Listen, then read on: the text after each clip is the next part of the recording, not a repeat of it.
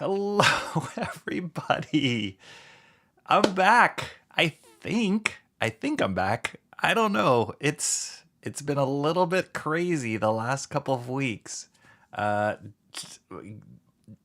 Long story short, so the whole YouTube thing, getting monetized, getting the number of subscribers, the number of watch hours up, all that kind of stuff. And then you apply to be monetized for YouTube. And so that was in process, and they said it would take, I don't know, I think they were saying it could take up to a month. But it actually turned around not too long. It took maybe a couple days for them to come back and say, "Congratulations, you're a YouTube partner." And I was so excited. I was like, "How am I going to announce this?" And all of a sudden, some weird stuff started happening with my streams, with my channel, and I was like, "What is going on?" So I had a lot of back and forth with YouTube, the chat. So one of the things you get when you reach this first tier of wherever I am right now as a quote unquote YouTube partner, which is amazing. Thank you so much, everybody who's helped me. All of you guys have helped me get there. But one of the things you get is an access to like customer service. I don't know, their chat, YouTube chat. And so I started talking back and forth with them about like what is going on, because what I noticed was my viewership and my views all of a sudden just plateaued and stopped. Like I'm kind of on like a, if I check day to day, you can kind of see it increase, you know, in a relatively normal pace, depending on how much I post and how much I stream. That'll go up and down. But for the most part, things trend upwards, which has been awesome. It's kind of slow and steady. But right after I got this YouTube partner monetization, everything just like flatlined. And I'm like, what is going on? And then I noticed that my Wednesday comics a couple weeks ago, the last one I did, was not available. It was like, this live stream is not available. And I posted it on the community tab on my channel. And I was like, what the heck is going on? So I have literally been back and forth communicating with the YouTube AI, whatever, customer service people. And they're the way that they responded to me first, they were like, well, you're not allowed to stream with 13-year-olds unless they're accompanied by adults. But we checked your channel and everything looks great, so you're good to stream again. And I was like, what? I didn't stream with any 13-year-olds at all. So I was like, what the heck is going on? So I went back and forth. I'm like, can you please explain what the heck you're talking about? Like, I don't look like a 13-year-old. I'm the only one streaming. And I kid you not, I had maybe like 7 or 8 back and forths, and those take like a day to hear back from them. And they kept saying the same thing. They're like, well, we'll elevate this higher, but congratulations, you can stream again because we checked your channel and you're not streaming with 13-year-olds. And I'm like, I have no idea. Can you guys give me time code of like, what the heck are you doing? Anyway, long story short, it was kind of crazy, but I realized that probably because when you become monetized, have a partnership or something, I think the Eye of Mordor is on your channel even closer.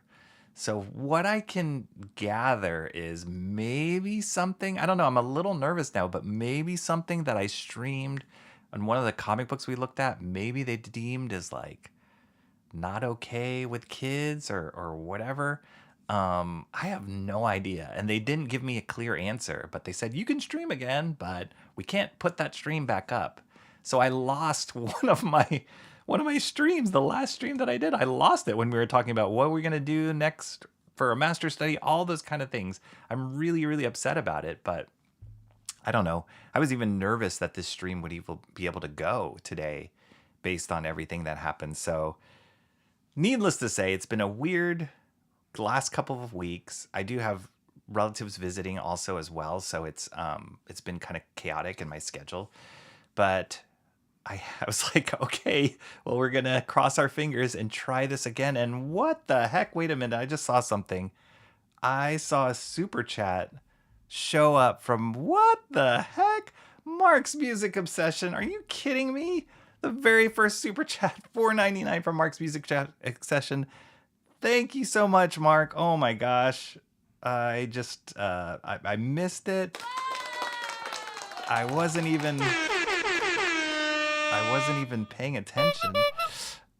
Thank you so much, Mark. Wow, that's amazing. I wasn't even ready for any of this kind of stuff yet, to be honest. I hadn't set it up. I was just focused on trying to get my channel back to where I thought it should be. Like, I was just trying to figure out that little quirk because I don't want, it to be penalized. So thank you so much, Mark. I'm totally not set up to, I don't know. I know Shant does like cheerleaders or whatever. I got to do all that sort of stuff. We'll talk about it in a second, but let me reverse here and go back and say hello to all you guys. Thank you for joining me so much. I'm a little bit out of sorts because I haven't done this in a couple weeks. And so I kind of forget what I'm supposed to do. But first in chat, definitely Lindsay Rose. What's up, Lindsay Rose? How are you doing? Lindsay Rose, no sound effect for you yet, but we're going to be working on that one for sure. One of the newer people in my chat and part of the mod squad. Thank you so much, Lindsay Rose. I appreciate you joining our community here and for sure checking in with me during all this crazy up and down with what was going on with my channel. I appreciated your comments, just checking in, like, what is going on? I don't even have a clear answer now yet. But apparently I can stream because you guys are here and it's happening. So we're going to keep moving forward and hope nothing else blows up in our face. Like, it's kind of sucky to be penalized for hitting a certain level, but I guess it makes sense if YouTube is going to start paying you money. I don't know. It's crazy. And what up, Alan Lau? How you doing? Hey kid, What? I'm a computer. I haven't seen Alan Lau. I haven't seen you in a while, but so good to see you. Body massage indeed. Great to see you, Alan. We got to hook up again for lunch sometime soon. I'd really love to catch up with you, dude. But great to see you here. Mo Biggs is in the chat. Hail the chat, Mo Biggs says. Better known as Mo, Big wasn't always the confident voice we hear today. One of the newly sound effects, or the latest sound effects people in my chat. And whoop, let me rewind. My name is Rocky Ballesteros. Thank you all for joining me here on My Wednesday Comics. Today we're going to talk about comics. I have a couple weeks backlog, actually, of the comics I picked up last week. Definitely have quite a few that I picked up this week. And just to talk all the other comics talk that I can bring up. But so good to see you guys all here. And for those of you who don't know, like people who are wrenched in my chat, I love to try and give them a special something, like a sound effect that goes with their name, their handle. And so that's what these sound effects are for. Like this guy, Cranberry Langers. This is a cranberry, full of power. I have not seen you in a while, Cranberry Langers, and it's so good to see you. I mean, that's the one thing. It's like I was a little disillusioned when that happened, when that strike happened or whatever happened through YouTube. And it's weird. You're dealing with a robot a little bit on the other end of it. But just seeing you guys come in the chat and start the conversation and just the familiarity of that like makes my heart swell. So thank you guys for all showing up today. Timmy Mello's in the chat. Timmy Mello. And the Guardians are headed to October. And it's hilarious, Timmy Mello, because right now, and I mentioned this in the chat before I started the stream, we can't talk because we are mortal enemies right now. Our San Francisco Giants are playing his Cleveland Guardians, and we lost our first game yesterday. But Timmy Mello did say, where was that? Timmy Mello did say, I just lost it. Here we go. At least you landed Raphael Devers on a 1 in a million discount. Yes, we did. For a little sports ball talk. You guys know I love to just kind of insert that in. I'm not as big of a sports geek as I am a comics nerd. But we did have a huge signing recently. This player by the name of Raphael Devers from the Boston Red Sox. And he's a monster batter. And so we're really excited that because we haven't had that kind of bat in our lineup for many years. So it's pretty excited. My son's super excited about it. We're talking about it. We're actually probably going to not probably, we're definitely going to the game on Sunday to see him play against the Sox, so that'll be awesome. But right now, they lost the first game against the Cleveland Guardians, Timmy Mello's team, so that kind of sucked. We had all the chances to win that one, but it's okay. You're still a friend of mine, Timmy Mello. All right, where are we? And then I want to make sure, here we go. Wait. I missed one more here. Mark's Music Obsession, of course, my man. Oh wait, this is awesome. Ecamm gives me another tab for Super Chats, so awesome again. Thank you, Mark.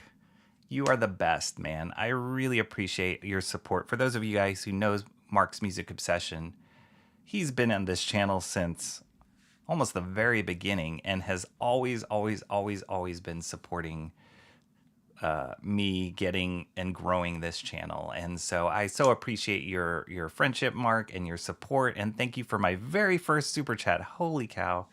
I love it. We're going to give that one another noise. I got to come up with something cool for those, though. That's all part of the plan. And I'm thinking, guys, oh, wait, let me get here. Because we're already doing it. We're already shooting the fat. We're already catching up. There's going to be a lot of shooting the fat, I think. It's going to be extraordinarily long today. Because I haven't done this in a while. And there's a lot to catch up. It's like you haven't seen people for a while and you have, a lot to catch up. But I'm thinking like officially probably the first week of July. Somewhere in there, July 1-ish that week. I'd like to do some sort of special show to celebrate where we are, hitting where we are. We're at 572 subscribers. We hit the goal, the 3,000 watch hours, all that kind of stuff. So it allows us to build this channel even more, which I have all sorts of ideas. And I think during that week, I'd like to kind of roll some of those out. So what does that mean? Well, what does this channel look like? What new things can we do with paid subscriptions or whatever, or people that have just been here along for the ride? All that kind of stuff. I think that first week of July is where I'm shooting to do some sort of like special stream about that. So stay tuned. If you guys love or enjoy the content that is coming out on my channel, please stay tuned for that. We'll keep talking about that as we go along. And try and reveal some new stuff that'll make this a lot more fun. So. Whew, I know I'm behind. Let's see. Okay. Lindsay Rose says, I feel like comic stores, some kitchens are the only place that can get away with the yellow walls. Yeah, the yellow walls in the comic store. Yeah, it's like that bright 100% yellow on the wall can only show in a comic book store. And property damage. The Avengers seem to have caused a lot of property damage to the shop. Yeah, I think that was the thing you're referring to is the Invisible Jet shop. Chris, the owner of that shop, had these cool little things that you can like attach to your wall that looks like Thor's hammer hit it or Captain America's shield stuck in it. So I love those. I wish I could put that in my own house, but I think my wife would kill me if I did that. All right, let's see. What's it? Okay, caught up. Mark's Music Obsession says, Rocky, I was just watching an old show that was set in San Francisco, Midnight Caller. Oh, I've never seen that. Nice. Is that a TV show, Mark? Okay. Midnight Caller. We'll have to look at that. If when people ask me like, oh, do you like whatever? What's your favorite film that was set in San Francisco? And there's been a bunch, right? I would say that one of my favorite ones is this movie that came out, I think, in the late 70s called The Conversation. I might have talked about this on stream before, but it's directed by Francis Ford Coppola, and it's starring Gene Hackman. Rest in peace, Gene Hackman. But it's an amazing, amazing film. And I think one of the opening shots is in Union Square, and it looks so old because it looks very different from the way Union Square is now, but it's an incredible movie, and it's all about people who spy on conversations or like phone lines or just everybody's conversation for different reasons. There's a whole plot behind it, but it focuses around the character of Gene Hackman, who is the guy who's listening to these conversations. It's really great. It's very like paranoia inducing, and the sound design in particular in that movie is unbelievable. The editor of the film, he's one of the most famous film editors. His name is Walter Murch. He also did the sound design. So if you're into like sound design or editing, check it out. It's an incredible piece of filmmaking, but it was set in San Francisco. So check that out if you're interested in. Emo Trash is here. What's up, Emo Trash? Still in time for previews. Did you make it here in the preview time? Oh man, I'm way behind now. But it's okay. I'm gonna be behind. I've already embraced it because I know that it's gonna take me a while to catch up with you all. But how you doing, Emo Trash? You are in summer break, I'm assuming.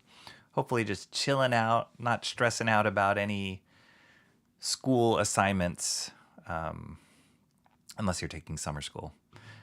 Mobig says, Rocky is here and the fat is about to be lined up against the wall and shot. Fan funding. Yeah. Woo woo. Yeah. We did it, guys. And it was kind of anticlimactic because of that strike against the last stream. I was really bummed about it. I'm like, I enjoyed that stream. We were doing polls. Remember, we're like, what's the next master study? Which I kind of think I know what I'm going to do, but it might be wrapped in with a July 1st announcement. We'll see. We'll see if I can. I mean, it's still June 18th, right? So we'll see. I might start it. I don't know.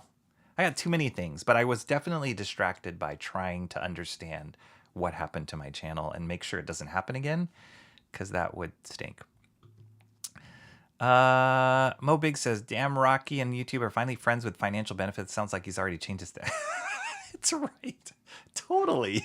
It's kind of sucky. It really is. It's like everything was free and clear, no problems, no, they didn't even like alert me.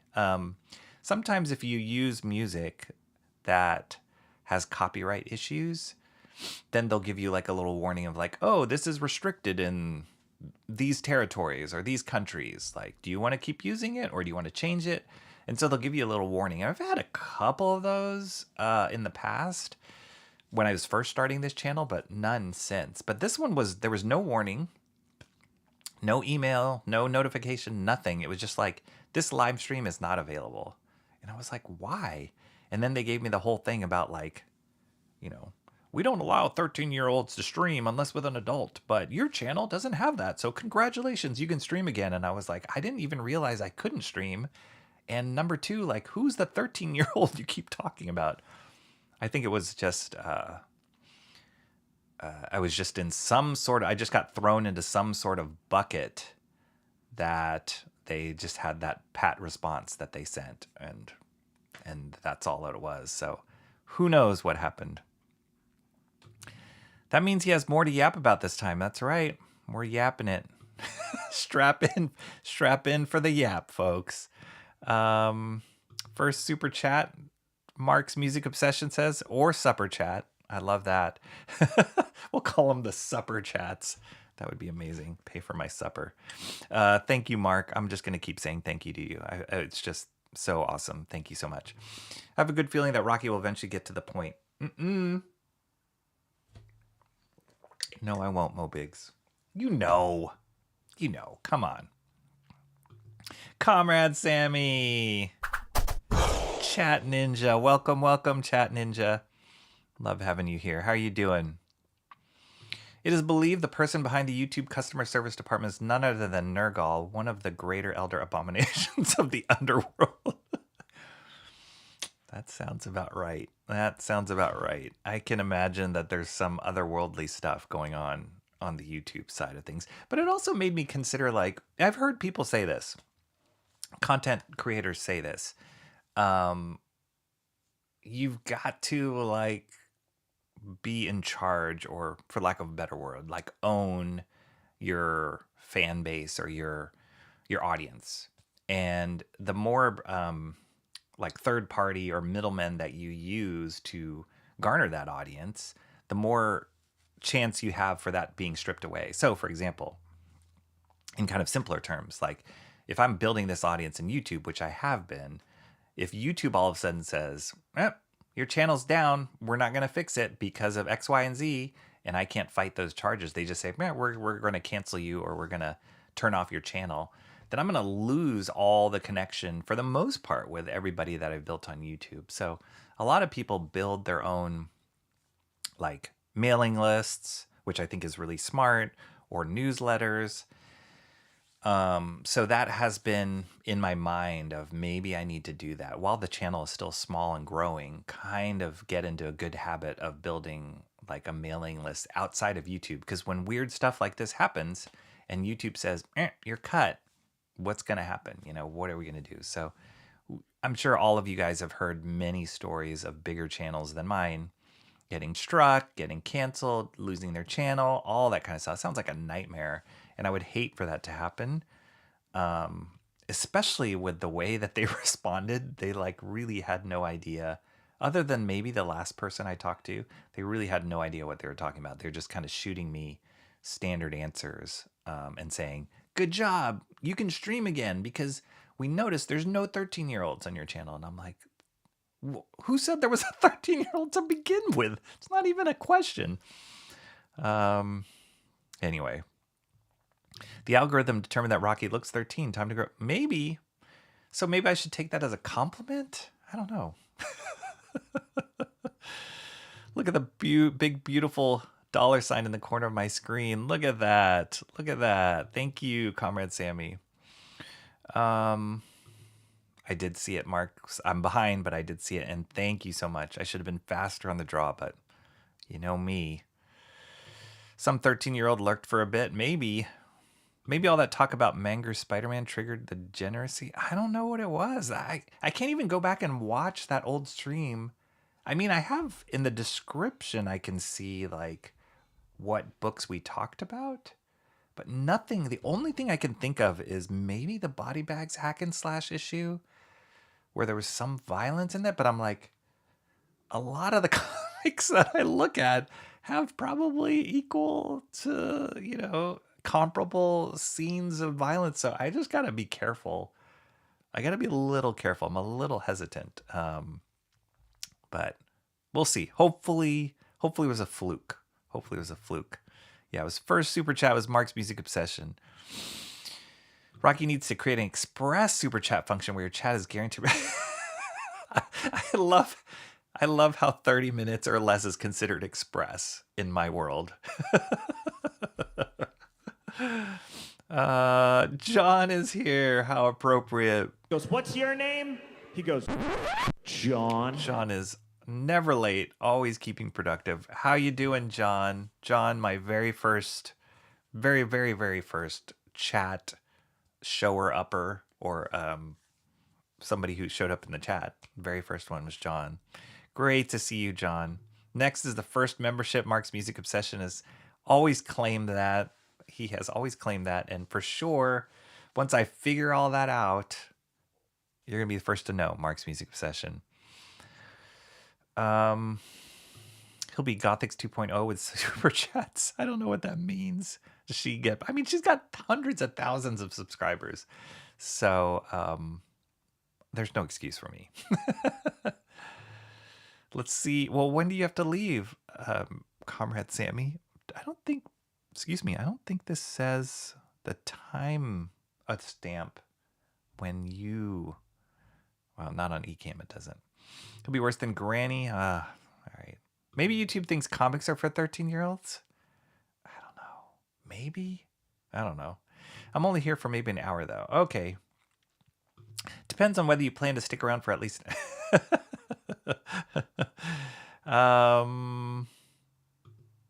Wow, this is old. Thanks, Rocky. No rush on the sand. No problem, Lindsay Rose. Everyone, please hit the like to override the ill effects of Casper, the 13-year-old ghost trying to sabotage Rocky's channel with invisible appearances. Who knows? Who knows it is? But thank you, Mobig. Yes, please hit the like and subscribe if you haven't. But I know a lot of you guys already have. Hit that like, though. That would be much appreciated on my humble little channel of yapping. So far behind, I can't even tag Cran or Alan because they left. They're like, we're out. Yeah, gosh. I hope you're still here, comrade, for me to say goodbye. hang in there. I mean, not hang in there. Hang around as long as you can. A win off the bat of Gabrielle. Yes. I was agreeing. Okay. Talking about baseball is almost as exciting as watching baseball. Come on, Mo Biggs. Baseball is awesome. I love watching baseball. It's like there's like a rhythm to it. I fall asleep when I watch baseball games sometimes too, but I don't know, there's a comfort to it. It's a game within a game within a game. Matchups. It's awesome.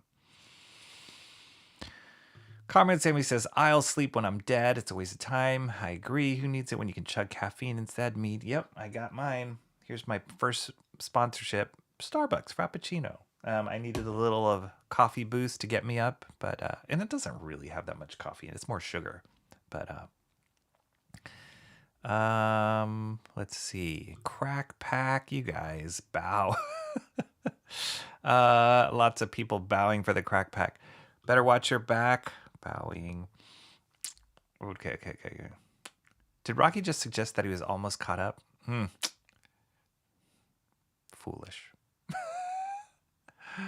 We're still waiting to see how much DC paid us to film in our ballpark for Superman. Oh, speaking of which, they've been advertising that movie like crazy, the new Superman movie, and I haven't watched any of the. I only watched the very, very first teaser trailer. I haven't watched anything else. I don't want to. I know I'm already going to watch the movie. I will be there. I trust James Gunn. You know, I'm definitely giving him the benefit of the doubt. I don't know if he'll come up with a great Superman movie, but definitely I have a lot of confidence in his directing ability. So I'm excited about it, but I haven't watched anything new. But that's cool. They filmed in your ballpark. That's amazing. Let's see. Sorry, I just got a weird text from, what was that? From the DMV? All right, that's spam.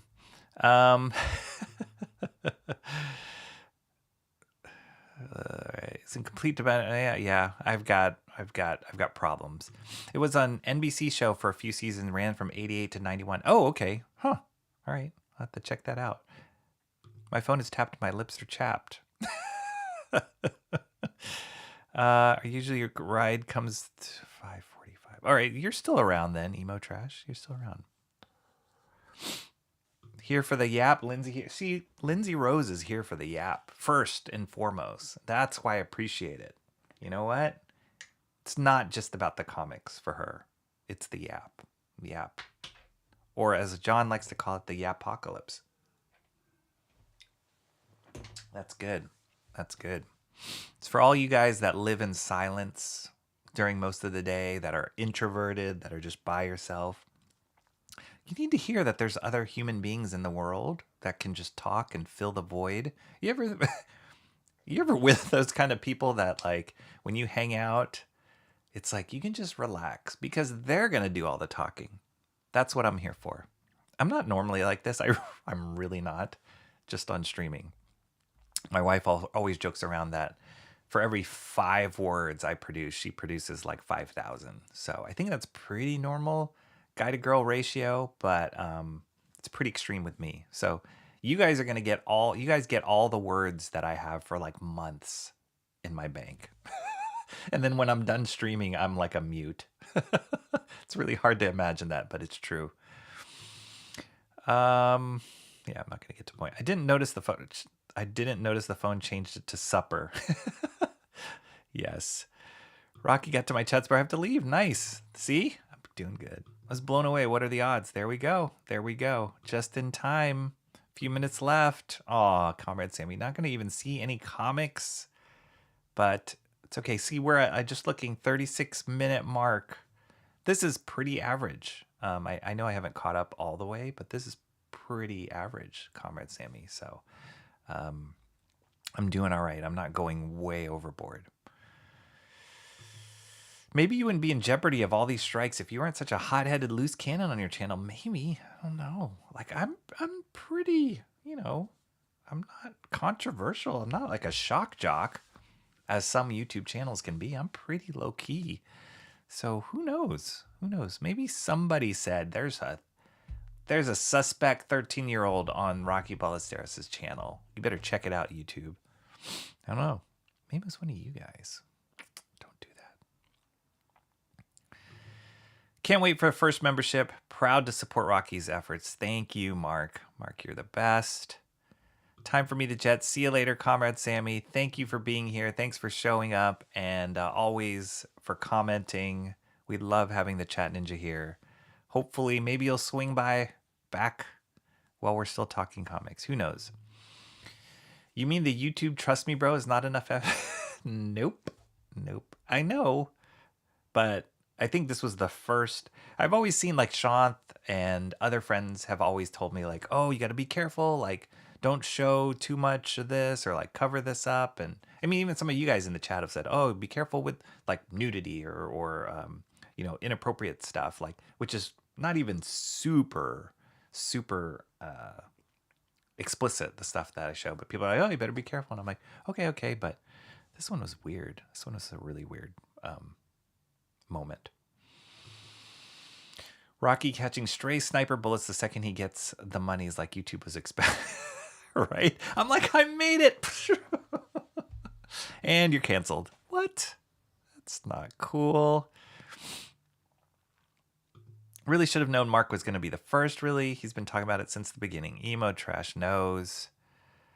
John was the first one to show up ever, and he's been late. He was first when it counted. That's so true. Little Bird says, hi, what's up, Louie? Mo Big says, I fall asleep when I watch baseball. Yeah, that's kind of my point. No, I don't know. It's really good. I think like watching other sports, the only other sport that I really watch is basketball. Basketball and baseball are my main sports. When I watch basketball, like right now, the NBA playoffs are going on. I get really tense, and it's fun, but it's like super tense, and it's always about like one-upping each other and like just the swagger and like the cool like 3-point shot from the half court, all that kind of stuff. Baseball, yes, they have the home runs and the amazing plays, but there's something, it's like a mental game that I really love. I enjoy. Yeah, no wonder he's been juggernauting through the chat with only intermittent surges of extreme yappery. Superman will be very James Gunny, fun, but questionable about the canon. We'll see. Yeah, right? I don't know. I find that everything that at least the superhero stuff that he's worked on has had a fresh take on it, and he seems to be a true fan, especially the way that he's respecting the DC creators that I've seen in some of the behind the scenes photos and interviews.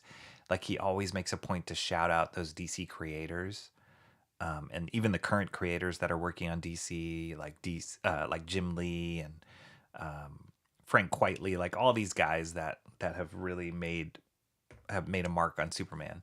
And so I appreciate that. The comic artists that have done that, I really appreciate that, because we talked about this last stream, which we could never watch again because stupid YouTube struck it.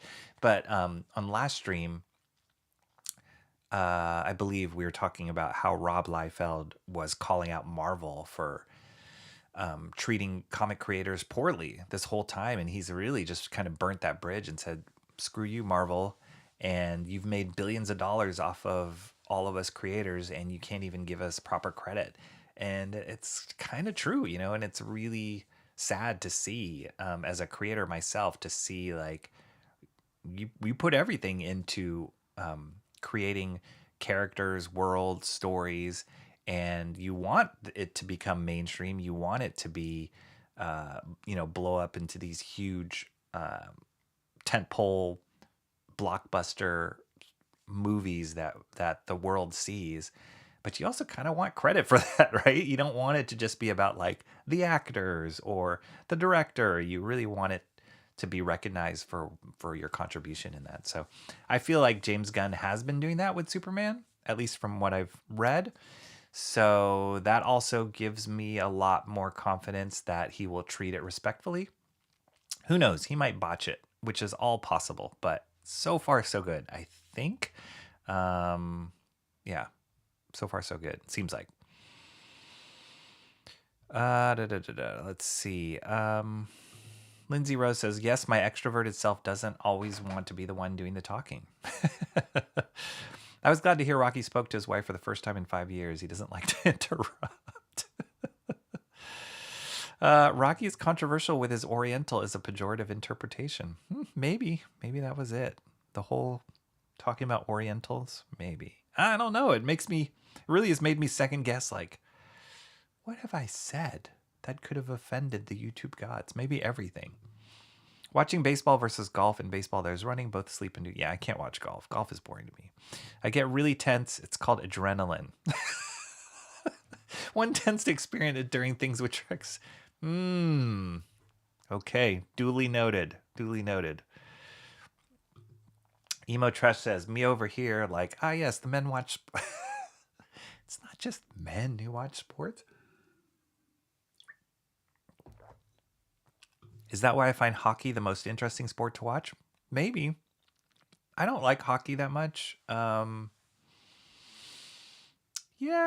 Why don't I like hockey? I just never grew up with hockey. It's not been, I've not been exposed so much to hockey. I've seen highlights of hockey stuff, but I've never really gotten into the game. I always get confused. It's like, oh, they're in timeout now, but you can substitute in somebody. But there's all these like weird rules that I'm not super familiar with. So yeah, I've never gotten into hockey, but that one can be pretty brutal too. Figured it out. The YouTube censor who struck the last stream was 13 years old. Maybe. Yeah. And offended by, I don't know why. John says he's rather play sports than watch them. Yeah, sports are fun to play for sure. The closest I get is playing Rocket League, Emo Trash says.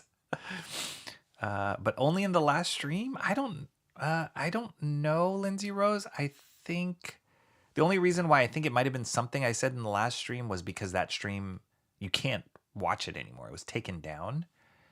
And they told me they're not going to put it up based on something they deemed as controversial to their privacy. Like, they just sent me a bunch of links like, watch this, of why it could have been taken down. And it was a really vague thing that I never thought was on my channel. But, it vaguely lists like violence and what they deem inappropriate content. And I don't think, it's not like I'm looking at like hardcore rated R comics, And I've seen people that stream comic stuff have way worse things that they show on stream. So yeah, I don't know. I was never given a straight answer on that. Thankfully, I can still stream, like do this. That's good. And I guess I'll just be more careful about maybe images that might pop up. I think it was probably more random than specific. I think I'll go crazy if I try and think that there was an actual reason there. It's not just men who watch sports. Yes, shout out to the women who pretend to to impress some dude. Hilarious. Weird rules is with me with football. Yeah, I don't. Yeah, I'm not a big fan of football. I know a lot of people watch football. I've never gotten into football. I have been exposed to football a lot, but never really got into the sport itself. Maybe because I can't ever see myself playing football. I don't know. It just sounds too just like haphazardly, like just guys just like running into each other. I know there's strategy in it, but yeah, never really into. I'll watch like, I'm just a fair weather football fan. Like I'll watch the Super Bowl. Like that's about it. Women watch either gymnastics, figure skating, or the Kentucky Derby. That's not stereotyping them at all. I doubt it was anything other than YouTube just yanking your chain, probably, which is kind of frustrating, but should be expected, I guess. The X Games in extreme sports like skating and pro BMX was something everyone could sit back and watch like 15 years ago. Yeah, skating's cool. Skateboarding, I watched a little bit of that because they had some in the Olympics. It was okay. It's all right. It was like, here they go. Oh, they fell, and that was it. The only things about football are playing NFL Blitz back in the day, using sports name to troll your... Yes, sure. Sure. All right, cool. 47 minutes in, and we caught up in the chat. Derby's for the hats, right? That's right. And John says YouTube just wanted you to know who's the boss. Yeah, probably. That's why it was very suspect, the timing of that. And it's not like the stream was any different than any Wednesday stream I've had. It's not like the comics I was looking at were any different. Arguably, I've looked at more controversial comics in other streams before, but it was like right after I got monetized, it's like, oh, well, let's see what you got here with your channel. And then, got that strike. So kind of stinky. I will never call that team the Guardians. Sorry, just not gonna. Mark's Music Obsession says. Yeah, it takes a little bit. I mean, Timmy Mello, you can let us know. It takes a little bit to get used to that. Even there was like a commentator we were watching yesterday, and he called out. He was like, "Oh, the Cleveland Indians," and da da da da da. And then he had to correct himself in a later, like a later comment. But it's kind of hard to readjust to the new names.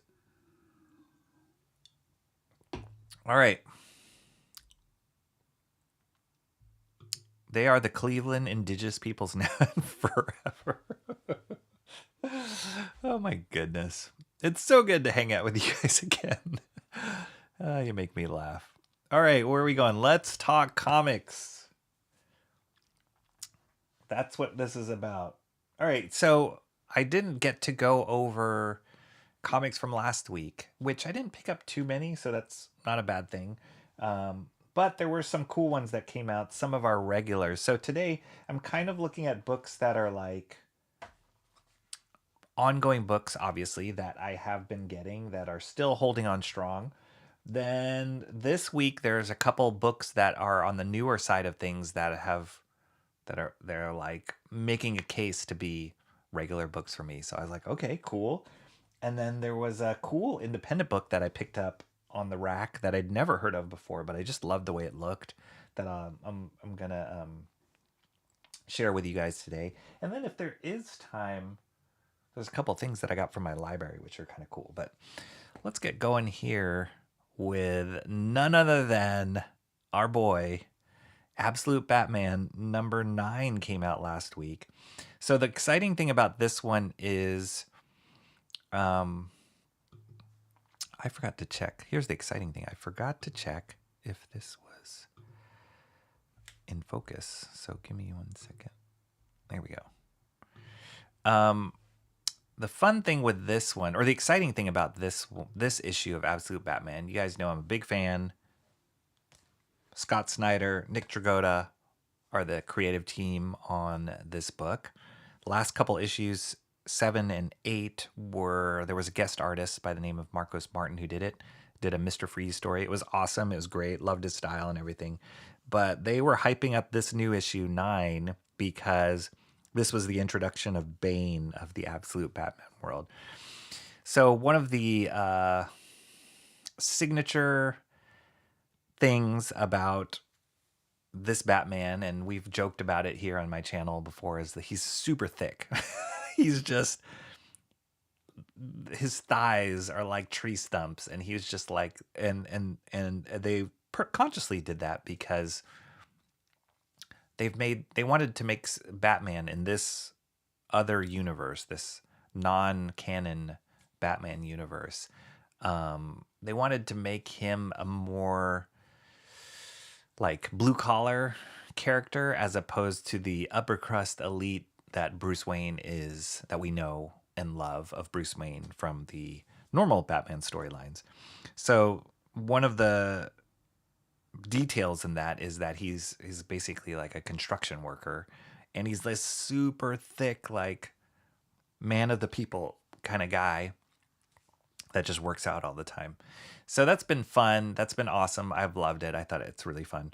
And when they talked about they're introducing Bane in this universe, and for those of you who know Batman, Bane is huge compared to Batman. I mean, he broke his back in the original storyline, right?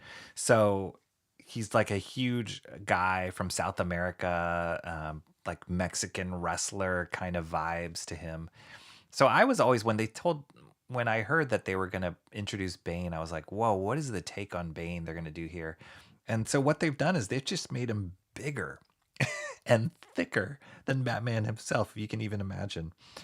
I love this cover. I think it's crazy and hilarious and perfect. I mean, Bane's head looks like a Q-tip on top of his body here. And it doesn't surprise me because Nick Dragotta has this amazing way about like stylizing and just exaggerating things. Nick Dragotta being the artist. And so this is an amazing take on Bane. I love it. But it still, harkens back to the Bane we all know from the original Batman line. So yeah, I've already read this issue, by the way, so this is not my first time looking at it, but I just love it, and it's great. Like, just when you think that, I think the awesome thing about this Absolute Batman in particular is it has really, for what you would consider like an alternate universe for Batman, it has really kept me wanting to know what's going to happen in the next issue. It's like, oh, they're going to introduce Bane. I already had my preconceived notions of that, but I was really excited to know, how are they going to do it? What's his storyline going to be? And they've pretty much consistently done that for every single issue. So look at this, like, check this out. They kind of set up, this territory here, and these people meeting up in a hotel and kind of doing this back deal. And I love this first frame here where you see Bane. Like, Dragotta already emphasizes his size and scale, and it's like insanely large. And I love that you can see the pipes with the chemicals coming out. It's so gross and creepy. And he doesn't even fit in the door. I mean, he is ginormous with his tiny, tiny head and his exposed teeth. And hopefully this doesn't get us struck, but like he crushes a dude's head right there. Like they're not messing around already from the get-go of showing how threatening he is. Even the colors, his design, how he talks, everything. It's insanely like scary. I think this is just this is the title page, but I think this is a precursor, just a little teaser of what's going to happen. It gives me like Akira vibes of this like overly mutated, muscly mass, just overwhelming things. But you can see the little Bane mask here. So something tells me like he's just going to pump those chemicals in his body and just keep growing and growing and growing. And it's called Abomination. So you can only imagine what's going to happen. Pretty awesome. And then they just go into like, they're kind of introducing Gordon and his daughter more here, and their relationship between each other. The cool thing is in this Absolute universe,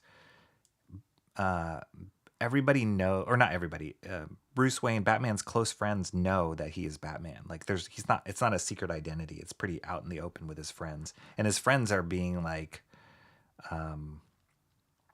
their version of the Penguin, their version of Harvey Dent, their version of the Riddler. All of them, they were like childhood friends. And so his close childhood friends know that he's Batman and doing what he is. So it's pretty awesome. They have these like round table, like in a secret hideout kind of conversations of what are the next steps. And he's got a temper. Thick Batman has got a temper. So it's great. It's really cool. It's like this cool setup. Hello, maybe we're not supposed to show stuff like this. So anyway, this was him and Selina hanging out.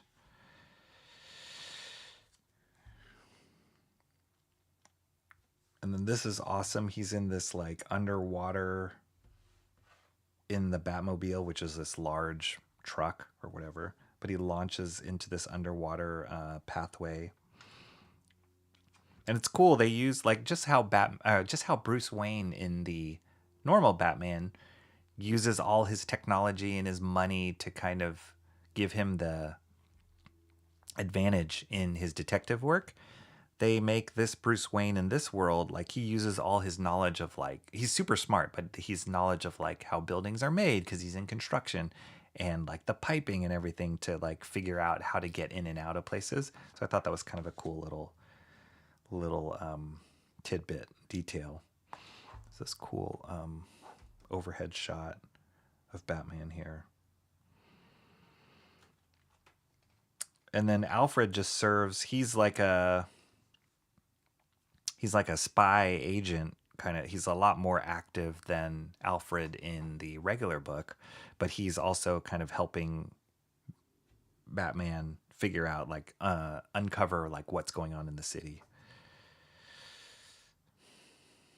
I saw behind the scenes here too, this image right here. This is supposed to be the Joker and Wade Wilson. So Deathstroke, Wade Wilson is Deathstroke in the original DC universe, but like this is the absolute version, and they even wrote here like his name. I saw somebody, or I think it was Scott Snyder, or it was either Scott Snyder or Nick Dragotta saying like originally they had his name and like Joker here written on that, but they wanted it to be more vague in the final print. So kind of cool they're introducing these characters this way. This is amazing. This is amazing proportions. All right, let me catch up here in the chat. I laugh about the irony of the name change. I still love you, Indian's name, but what it is. Yep, it's what it is. It's true. Library. At the library. Yeah, I think I do say library. Thick Man, that's right. Thick Man, he's amazing. Double cheeked up, man. Big Batman. Batman on the roids, that's right. Bane gets swollen this issue, like really, really swole. Bane is he's thicker than Batman, if you can even imagine. Other guys have thunder thighs. Batman has lumber thighs. That's right. Batman is the tree that broke his back and made him humble. Old country style. Yeah, that was kind of brutal how they did that. It's more than comic proportions, Lindsay Rose. It's like outrageously ridiculous. And I think that's the magic of what I love that Nick Dragotta does. Like he sometimes when people go super exaggerated in proportions or style or design, it gets cartoony, and it gets like kind of silly and unbelievable. But the tone, this is pretty consistent, and I know it has a lot to do with the writing. But the tone of Nick Dragotta's drawings and the seriousness that he approaches it makes something this ridiculous look scary. Like this could be very goofy. I mean, it still might be goofy to some of these guys, but this is scary the way that he draws it, and it's because of what he does with the character and how he reveals how evil the character is. That's what makes it so scary. And they can give him a pinhead, but it's like frightening, right? This is cool. Like Batman uses he's got those little like hooks at the end of his cape, which are, you've never seen that before, but it's been part of the absolute Batman world. But he like sticks them in Bane right here, pretty much like pierces Bane with them, and Bane doesn't even care. Here they are, they're just fighting.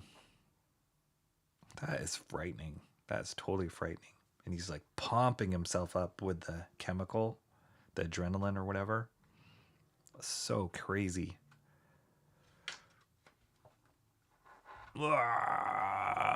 Okay. So imagine Batman, the super thick Batman that we know, look how tiny he is compared to Bane like that. This makes me want to get the next issue. Like, what is he gonna do? Like, what is gonna happen? It's amazing. So amazing. It's so gross and creepy, but like really exciting.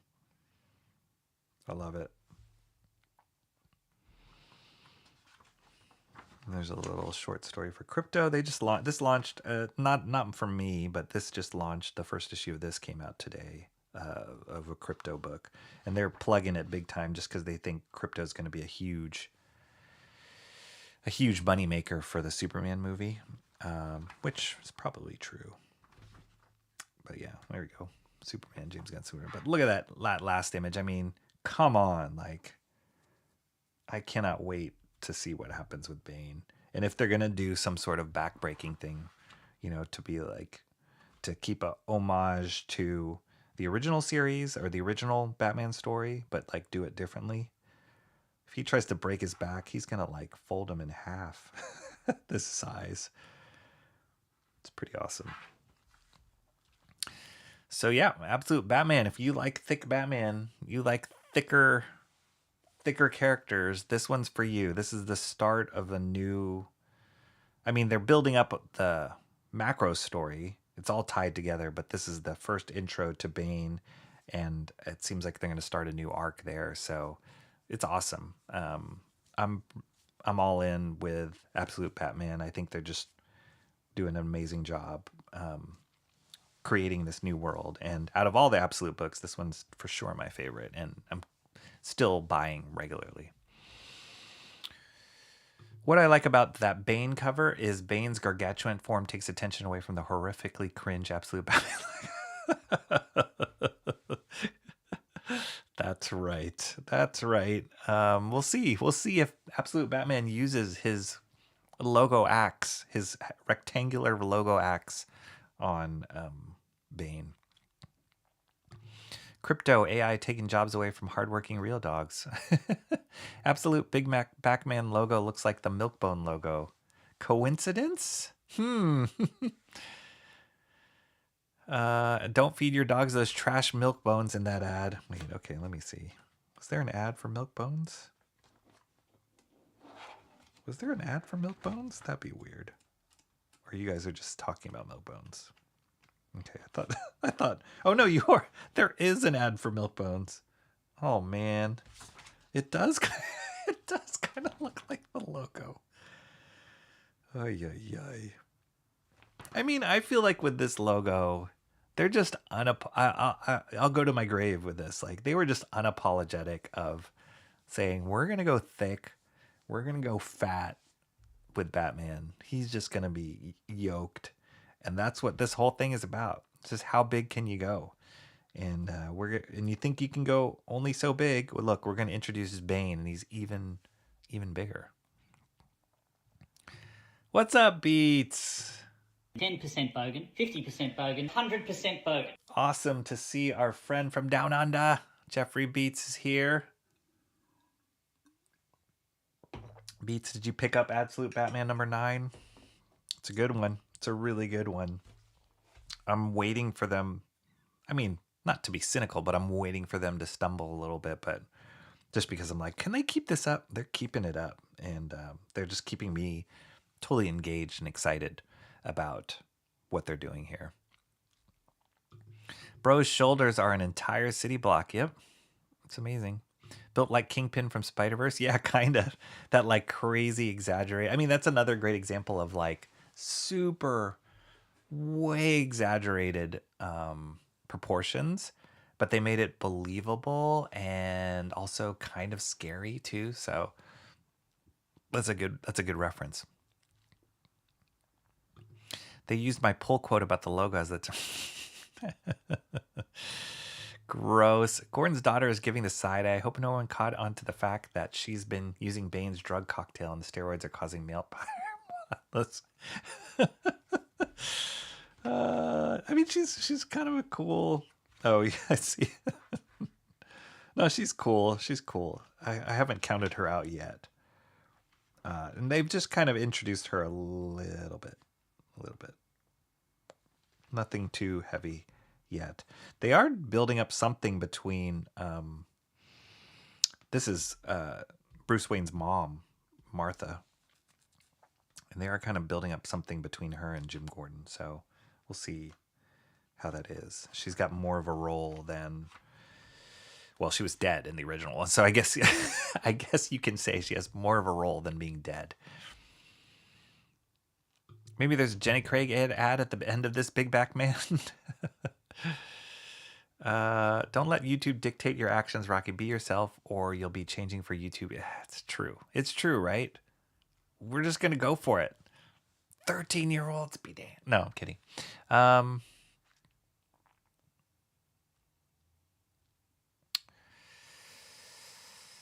All the transitioning in society still has low T as a whole. Keep her name out your mouth.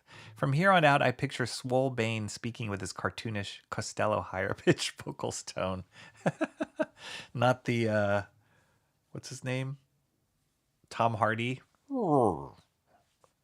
Absolute Batman. Not that voice. Slade Wilson. What did I say? Did I say Wade Wilson? Did I say Wade Wilson? I might have. It just seems unnatural using that term for her when there's not a speck of hair on her. Amazingly disturbing proportions. Yes. What can only be done in comics medium. I love it. Bane is built to be unchokeable. Yeah, there's no way that anybody can wrap their arms around that guy's neck. So maybe you're onto something. Neck thicker than Batman's thighs, then his whole body. Yeah. Good example of visuals helping make the story. Super swole. That's right. DC Bane is clearly meant to be the DC spin on the Hulk.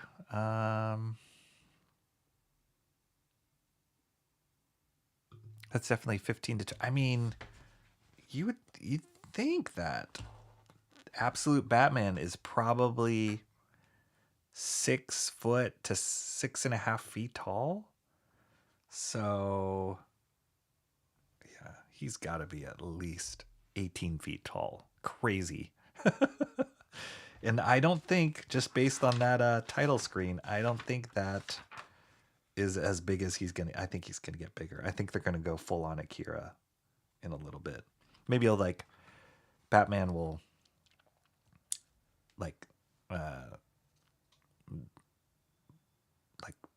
destroy the device or something that's feeding the adrenaline or the drug into him, and he'll just go crazy and explode or something. I'm calling it. Graham Nolan is creator of Bane. That's right, Graham Nolan. He streams on YouTube. He's part of that Comicsgate movement, and he is one of the co-creators of Bane. Isn't that insane that guy is one of the co-creators of Bane? That's amazing. Snapped like a Kit Kat bar. I like this Batman. This Bane is great. No need for him to go to the gym. Also, he can't get a spot on the Limp Squad due to not... Yeah, it's kind of... He's not hiding it. He's not hiding the drug use. He's kind of fully embracing it and making it part of his thing. So cool. But even though this gets pumped straight into his head stays the same size. Like, what do you guys think about that? Was that a design flaw? Some like them thick. He can just go for the whip. It's the thickening. Let's go thicker. I can just imagine the meetings. They're like, Nick, wow, that angle of Batman was, those legs took up 2/3 of the page. Well done. We need to go thicker. We need to go thicker. Let's do it with Bane. Lord help us when Solomon Grundy is introduced. Oh my gosh. Beat says, I did pick up Absolute Batman 9. I like what they did with Bane's face. It's on brand, but something, yeah, there you go. It's really good. There's this fine line that they're running with trying to stay faithful to the original, but also do their own thing. And yeah, I'd even argue they held it closer to the original Bane than I thought they were going to do. I thought they would deviate a little bit more, but I love it. I love that design so much. It's awesome.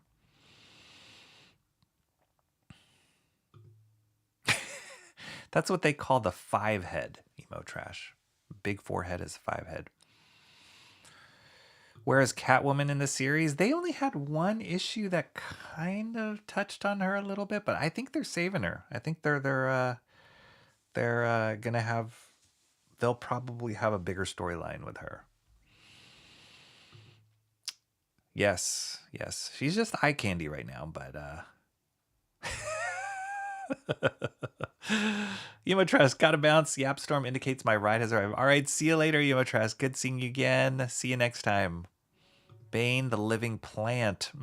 I recently reread Wolverine Limited Run with Frank Miller and Chris Claremont. I looked at the inking a lot more. Nice. Hopefully that was because of some of the stuff we're doing on this channel. Bane, the Living Planet. Don't some body parts shrink on roids? Yeah, not the ones you want to, I don't think. Katie. Hey, Katie. Say cup of tea. Cup of tea. No. A cup of tea. What's up, Katie? How are you? Are you getting ready for bed in the UK? How are you doing? Always good to see you. Hashtag cup of tea. Seen any dolphins, Mark? From Mark's dock in the back. Most days, actually, if I'm paying attention. No kidding. That's amazing. That's awesome. I took a walk. So they have this stretch of road, or it used to be a highway that's right near the Pacific Ocean on the western side of the city of San Francisco. It's called Great Highway. And it used to, cars used to travel back and forth, and it had like time lights. But ever since the pandemic, they shut it down. And then I was just talking to a friend about this.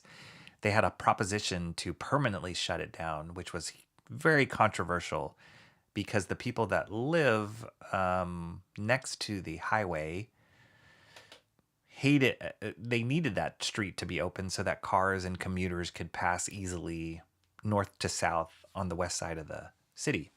But because now that they've shut it down permanently and made it like a permanent walking park, biking area, now all the traffic gets diverted into the neighborhoods of these people that live right next to the highway. So it's causing all this congestion. It's bad. It's really bad. And so people are very unhappy about it. But I took a walk with it just recently, and it's awesome because you're just looking out at the Pacific Ocean, not too far. You can walk to the beach, and it's beautiful. But I was kind of looking around. I'm like, I wonder if I could see whales or dolphins. And sometimes you can, but that's amazing that you have that access, Mark, right in your backyard. That's amazing. And that they come frequently. My Fair Lady or Pygmalion? That's My Fair Lady. I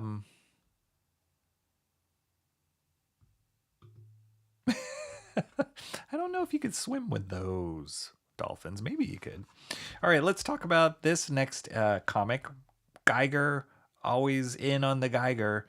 And this is another series that has not wavered and that I've been totally in on. 15 issues in, and I've picked up every single one.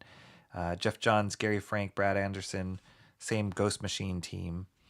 And yeah, this is a great one. I have not read this one yet, but this was a book that I picked up last week as well. And if you guys remember, Geiger, he's kind of on this quest and this hunt to understand what happened to him, how to control his powers. His family died as a result of, I think, him getting his powers and becoming this like super radiated being. And one of the main plots that has happened, I'd say in the last 3 or 4 issues, is he met this other character. Oh gosh, I forgot her name.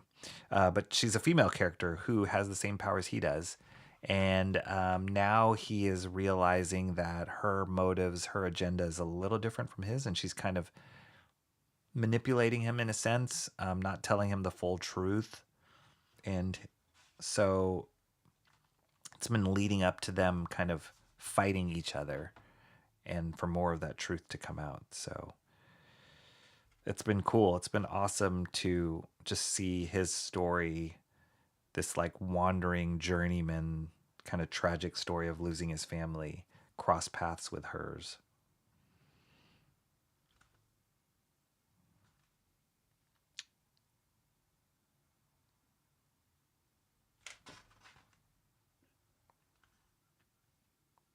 It's cool. Great art. Great art by Gary Frank. It's great. It's funny. I'm always looking. I'm like, how? Okay, so like when these artists and these creative teams decide that they're going to do a monthly book, I know that they have like a little bit of runway where they must bank X amount of issues ahead of time. But then at the end of the day, you've got to execute a monthly book, right? Like 22 pages at least of a monthly book. And so I'm always like looking at, for people who have a pretty complicated style, comic book style, like, yes, you just get faster at the more you do this stuff, but also like he's not skimping on much of the detail or the backgrounds or the other stuff that he's doing. So I'm always trying to see like, okay, where did he like put the money shots or the amount of work or the detail. Like this is a lot of work. Not only are you drawing 3-4-ish characters, but this like background and perspective and lighting and effects, double page spread. That's great. But like, where are they? I guess like here, he doesn't have to draw background here. Some little background indications here, but there's just a nice balance. You don't feel like he's ever skimping on the artwork. And you're keeping it up at this level. That was one of the main things that like for the Image guys at their time, like they were all about the splash pages, the amount of detail, the like exciting, explosive art, but they could only keep that up for like 4-ish issues regularly, and then they just, the amount of how often they were able to come out with these books slowed down considerably for all of those guys because they just couldn't keep it up. So I admire guys like Gary Frank, like all these Ghost Machine guys who can keep up a monthly book at this level of art. It's quite an accomplishment. Like, I guess here he doesn't have to draw that many backgrounds here, but I mean, this is great figure work. Some excellent color work by Brad Anderson, always on these Ghost Machine books.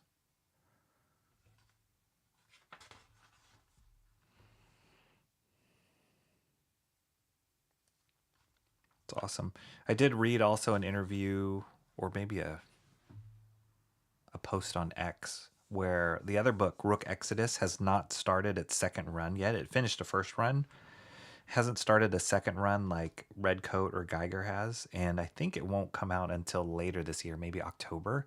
And a lot of it, they're saying, has to do with the art, because the art is just so hyper detailed and really complicated, more complicated than this.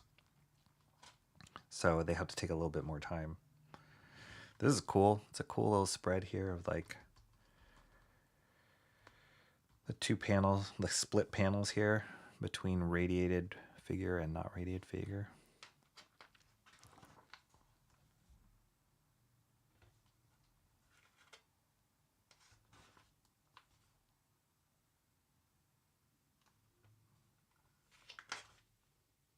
There's a lot of heart in this book too.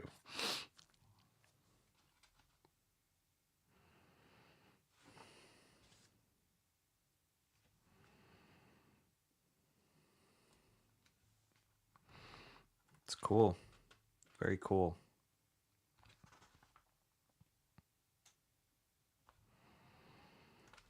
Face Off. So Molotov is like the scientist that supposedly created Geiger or cause the nuclear explosion or whatever that created Geiger, gave him his powers. So they're going to have some sort of confrontation here. And it looks like some other artist is going to draw it, Eamon Winkle, which that's a great name. So maybe Gary Frank's taking a break.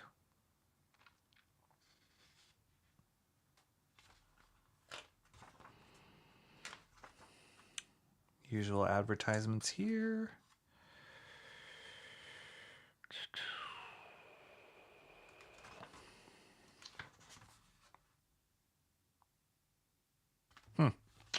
All right, Geiger, still good. If you like post-apocalyptic nuclear holocaust, sad story, sad origin story of losing your family, this is the book for you.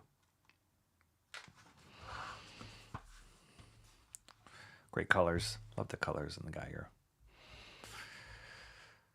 All right, let's see.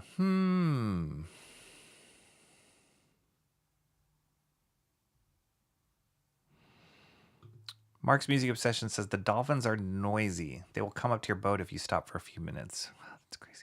Rocky could safely swim with dolphins due to his childlike... Man, that's going to be a running thing now with Mo Biggs. I bet, Mark, I would find it endearing until it became hard to be around them. They come and go, not thick as flies, but you do see them often. Lots of fish around them for sure. Oh, yeah. I can assume that has to do with like migration patterns or like the fish patterns they're feeding or something.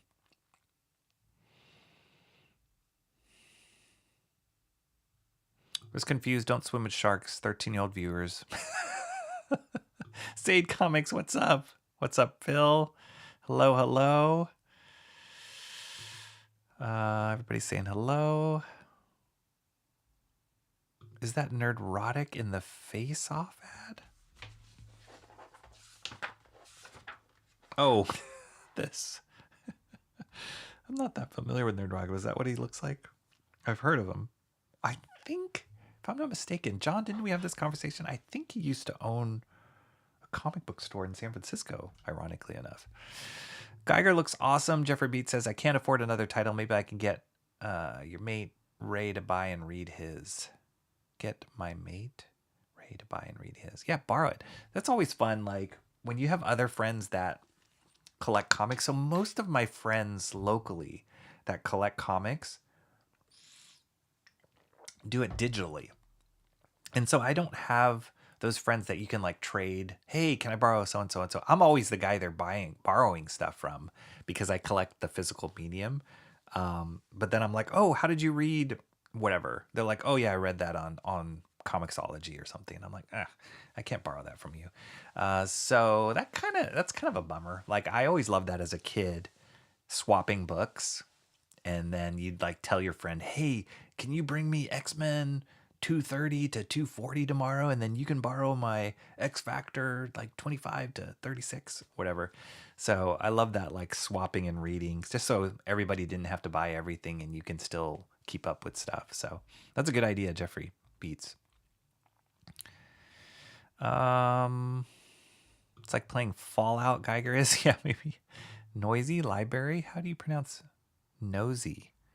Oh, I thought he was saying noisy dolphins, not nosy dolphins. They are nosy. Oh, nosy. All right. I thought it was just a mistype. He did own a comic book store in San Francisco. Okay. Yes. All right. Cool. I can't call it a local comic book. All right. Awesome. All right. Next one. Again, part of the regular series. This one's coming up on...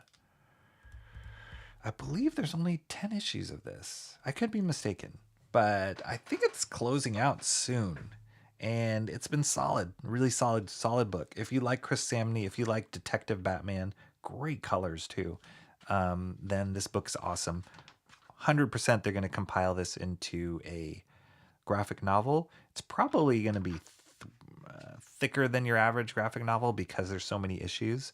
But it's getting good. I mean, it's remained consistently good, and Chris Samney's amazing. He's one of those guys who, once he locked into the style or his natural style, artistic style, he's just one that's like pushing it.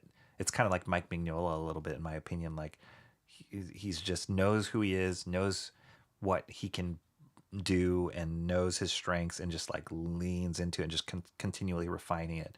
And Chris Samney's one of those guys for me. He's got great expressions. His Batman's awesome. And yeah, I think I've mentioned this before in previous streams, but along with just kind of showing you the beginnings of the relationship between Batman and Robin and how that dynamic worked, the dynamic duo worked, that's kind of what this whole book is about, their origins as a team. They also play up the like father figure, like how do you raise a boy and how do you like raise him up to be an upstanding crime fighter. So it's kind of cool. And then also like, but how do you protect him too from being too headstrong and crazy? And here's a perfect moment of that. No guns. Very Batman. Unacceptable. You're grounded.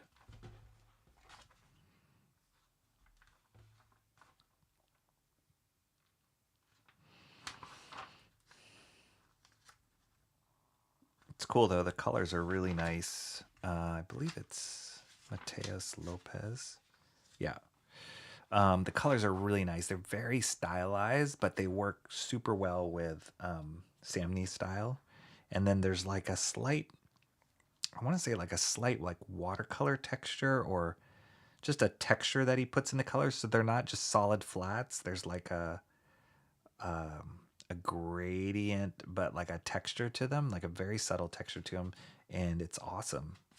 Just works well with these hard contrasty ink lines.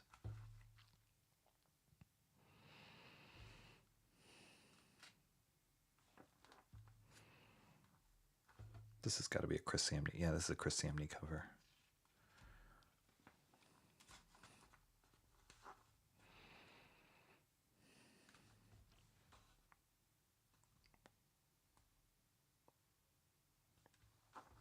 Yeah, it's a great use of color to set like mood, emotion, tone.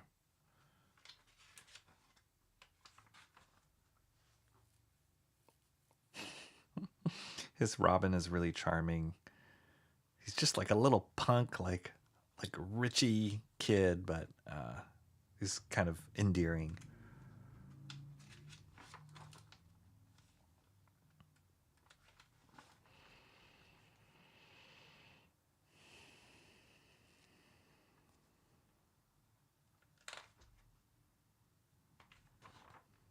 He's got great. Oh, that's awesome.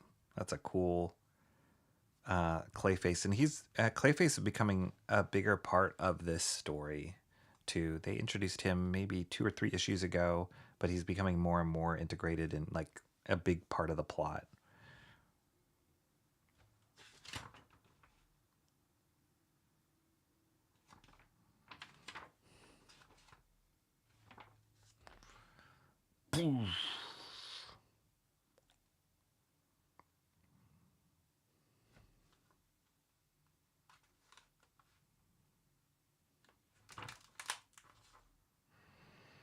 Yeah, he's definitely taking a cue from the Batman the Animated Series Clayface,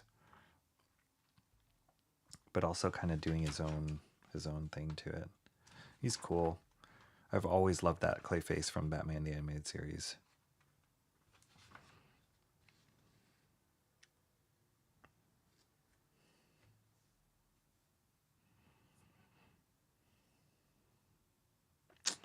It's great.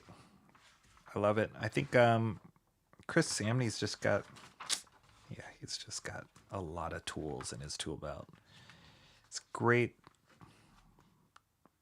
poses, great expressions, A lot of appeal in his drawings. And he tells a story really nicely in his layouts.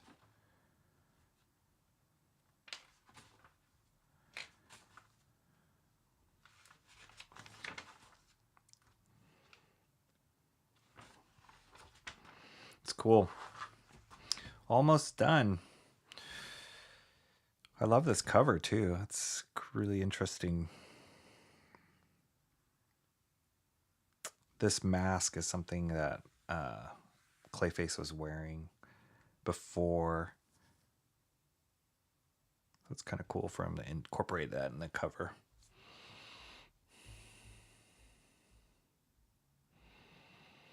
Do not follow All-Star Batman's example, like with all the guns. I hope Robin has a different role model to teach him about the Second Amendment. Yeah, I don't think he's passing his U.S. Constitution class, being the ward of Bruce Wayne. Jeffrey Beats says, "Hey Rocky, how's comic distribution going in San Francisco? One store here has major problems, delayed by a month." Oof, for the last, I'd say half a year to a year, every time I go into store, not every time, but a majority of the time, I'd always hear the owners say like, "Oh, that book is delayed," or shipping on that book, won't come for another week. So I haven't seen anything be delayed for a month. That's a long time, and I'm assuming it's because you are international shipping. But it seems like there's a lot of hitches, and I think that's because of Diamond Distribution and everything that went on with that company going bankrupt and then being bought and all that kind of stuff. But it hasn't ever been like, if there's a book that's delayed, either I can find it at another store. So it's not like unilaterally in San Francisco, all the books are delayed. It's usually like a certain store won't get the delivery from Diamond or whatever, the other Penguin or something like that. And then if there is a delay, more than likely it's just about a week before you can find the book. Other that, or I'd go to another store and I can find it there. So it's sometimes weird. Books that would be missing at one store, I could find at the next store. I mean, at another store the same day. So yeah, it hasn't been too bad. But a month sounds pretty bad. I hope that clears up. I mean, hopefully, because I think Diamond has been bought, if I'm not mistaken. Like, that's in the process of being worked out. And people shifted around who they were distributing with. Like, a lot of people left Diamond just because of all the turmoil. So hopefully that smooths out for you, Jeffrey, because that sucks if it doesn't. I wasn't so bad. I wasn't a bad happening. I was getting worried for the Rocky made a sound effect. Oh. Mo, the Second Amendment needs to be taught pretty young. The absolutely Batman logo looks delayed developmentally. I mean, oh, Mo.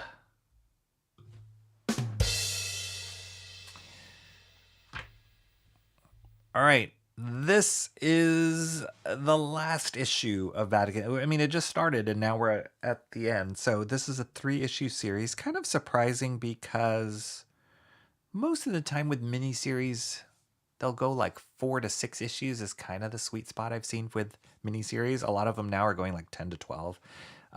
But 3 is pretty short. Like, I don't even remember the last time I read a 3-issue book.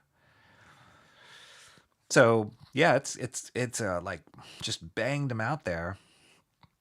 Vatican City by Mark Miller, Per Berg, also known as Narwhal. We've talked about him a number of times, and many of you guys follow him in the independent comic YouTube world. He's been very accessible and a success story out of it. So yeah, this is the 3rd issue of Vatican City. It's been a good story, and maybe 3 issues is enough, but I thought it was going to be longer than this. And so the premise is vampires take over a city, the country, and then the world very quickly. And the last stand is happening at the Vatican because that's where all these relics are, these holy relics are that are keeping the vampires at bay. At the end of the last issue, they were kind of going through the archives of finding some ultimate demon vampire queen that's buried deep within the Vatican City. So, and I've heard that that's kind of, I think Mark Miller's told the story that that's kind of this like rumor that there are catacombs within, like in real life, that there are catacombs within or tunnels within the Vatican City that nobody knows about, that they contain all these like ancient historic whatever relics or stuff that are supernatural. And so he just kind of made that into this story and made it into like a Last Stand story, which is kind of cool.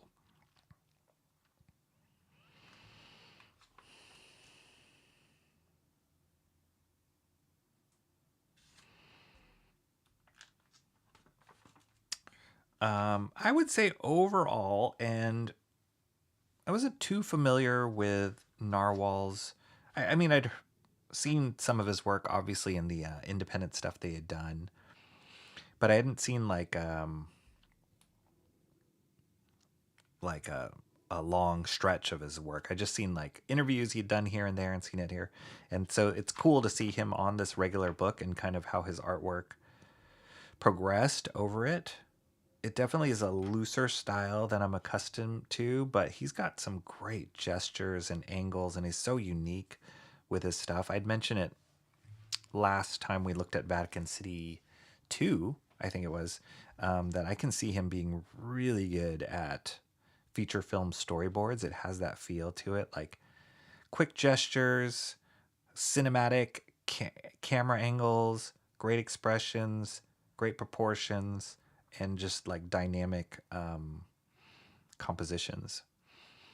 So like this kind of stuff, that's not what you would normally imagine an angle of the interior of a car. And I don't know if he used reference for that or that's just out of his brain, but it's kind of this wild, like skewed angle, which is awesome.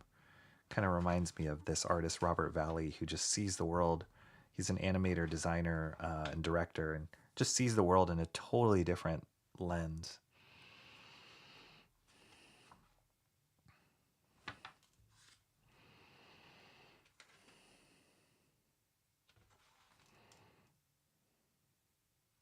And his color choices too are super unique.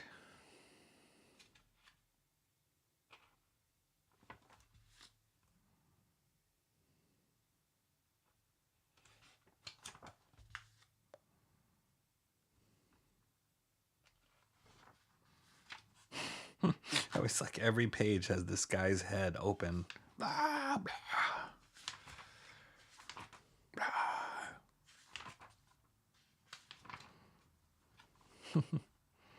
Creepy. He does a lot of the lighting, figures out a lot of the lighting and the colors, and he's his own colorist too. But it's cool. It's like really dramatic, again, cinematic lighting. Totally must study films a lot when he's drawing.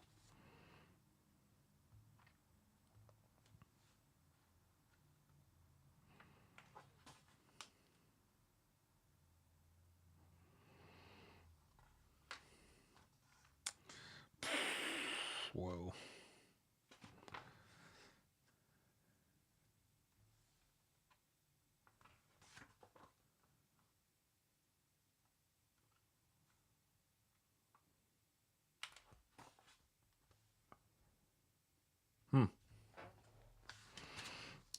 Cool.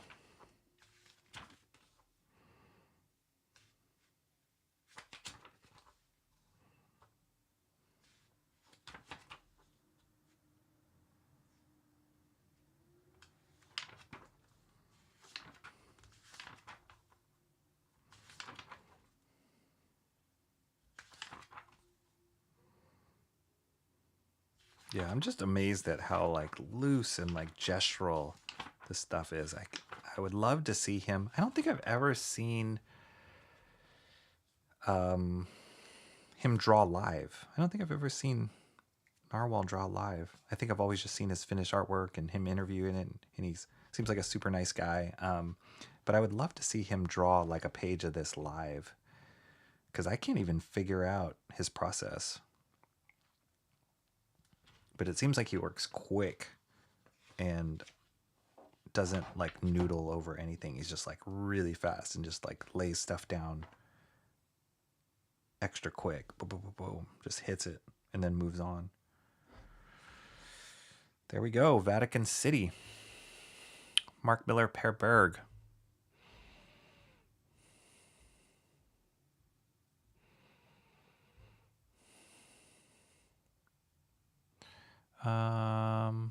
When is Narwhal due to be able to afford art school? I don't know. This makes me think of an evil rabbit stealing from the Vatican. An evil rabbit. I'm not getting the reference. He needs to make back the money he lost on producing his signature fragrance, Garlic. Still not to my taste. I like Narwhal as a person, not the art. It is looser than I would almost, dare I say, would love to see Narwhal paired up with an inker who is a lot tighter and can like take this loose style and like make it a little bit more solid. I'd be curious to see how that would turn out. It might lose something, you know what I mean? Like when people that draw this loose try tighter styles, it almost can take away from the gesture and the energy that they put into it. So I've seen that before of like, oh, that person has a really loose style. It would be cool to see it a lot tighter. And then when you see it tighter, like, it kind of lost something. It kind of died. So that might happen with his stuff. But I think in the hands of a right inker, you could get it like a lot more refined, and that might appeal. Like I could see that being done really cool, or even this stuff. But that would take a lot longer too. That's for sure. But yeah, he's got some great bones and great gestures in his stuff. There's a lot of energy in that. And I know Mark Miller loves his style.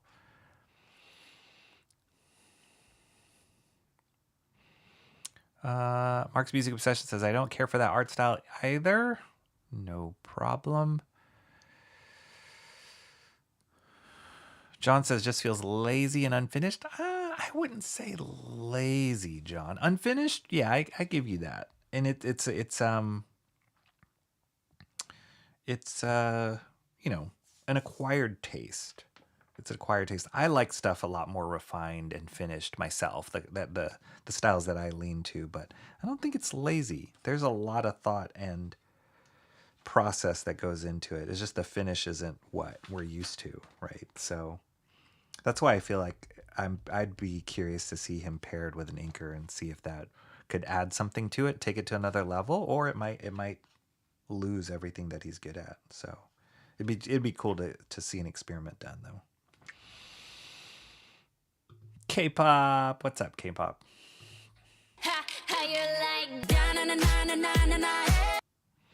John says, I think it's only artists I've heard admire Narwhal's art style. Yeah, I'm curious. I'm curious of the sales on this book, and I just noticed this book has a little bit of a bend in it. Bummer.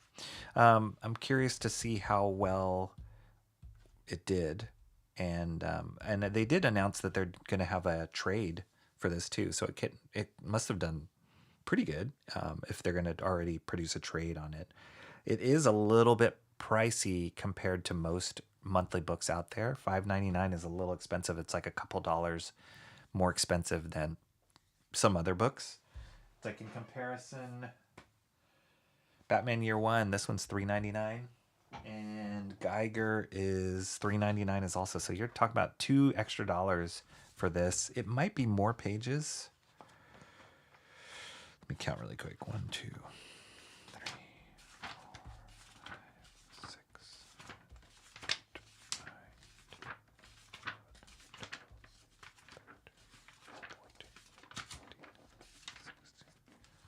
So it's 32 pages as opposed to 22 pages. So it is a little thicker, less advertisements. But yeah, that's $2 extra. So that's a lot. I think they can afford to do that because it's a limited series.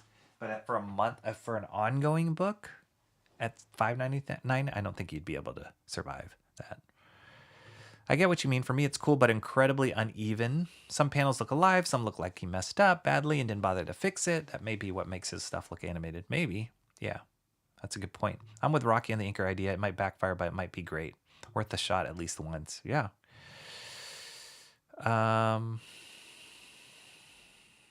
Devil May Cry. Mo wouldn't like it.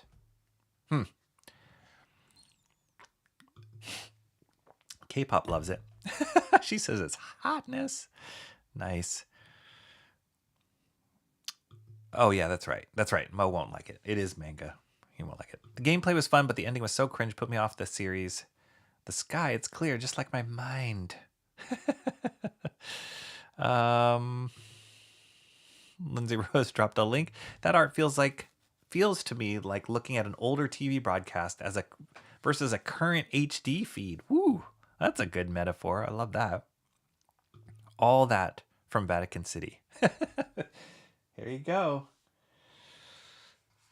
Here we go. Okay, this is an opposite spectrum. So this is a $3.90 bind book, but look at the finish on this one. This one's kind of crazy. I really enjoyed the first issue.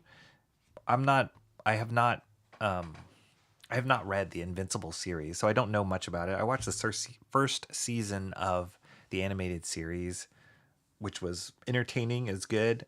Not 100% my cup of tea, but it was good. And have always wanted to read the book, but just haven't gotten around to it. But Battle Beast comes from the Invincible universe. And the first issue of this came out last month, and it was pretty entertaining. The whole premise is Battle Beast is just looking for the most worthy opponent to beat him because he thinks he's the best fighter in the universe, which so far he is. So the first issue was incredibly violent and just brutal. And I'm pretty sure this is going to be more of the same. And he fought this huge, large, I think they called him the Colossus, and found out after he beat the Colossus, he like ripped open his guts and found this little alien prince inside. I haven't looked at this yet, but just came out this week. And I thought that was the end of it. Like, oh, the end. The way it ended was like he took the prince and the prince was like, spare my life. And he's like, I'm just going to bring you on my ship. And he's like, what's going to happen next? And he's like, I'm going to eat you. Like, I'm just bringing you for food. So I thought that was the end. Like they would wrap that story, move on to the next adventure. But it looks like they're continuing here. And just, keeping up with the continuity of what happened in the last issue. But yeah, this is the artwork in this is great. This is Ryan Ottley, Robert Kirkman, the creator of The Walking Dead, Invincible, and the Skybound, that whole banner, is the writer on this.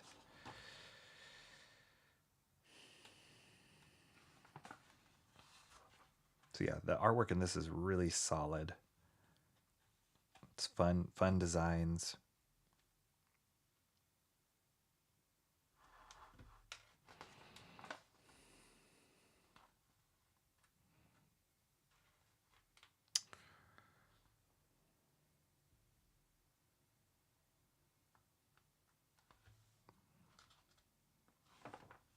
And I'm assuming, without having read this, I'm assuming he's just on the quest. Like, that's the whole premise. He's just on the quest of finding the next worthy opponent.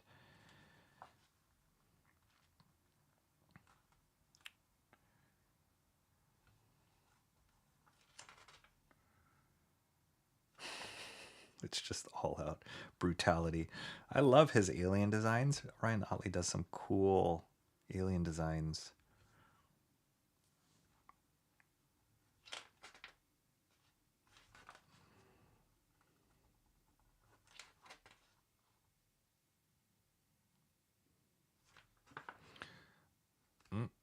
Hopefully this doesn't get me in trouble with the 13-year-olds on YouTube. We'll find out. Yeah, it's cool. It's all these like aliens inside aliens.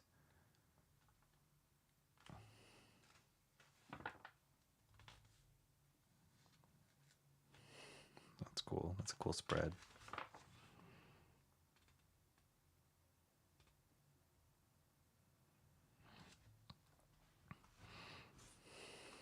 Okay.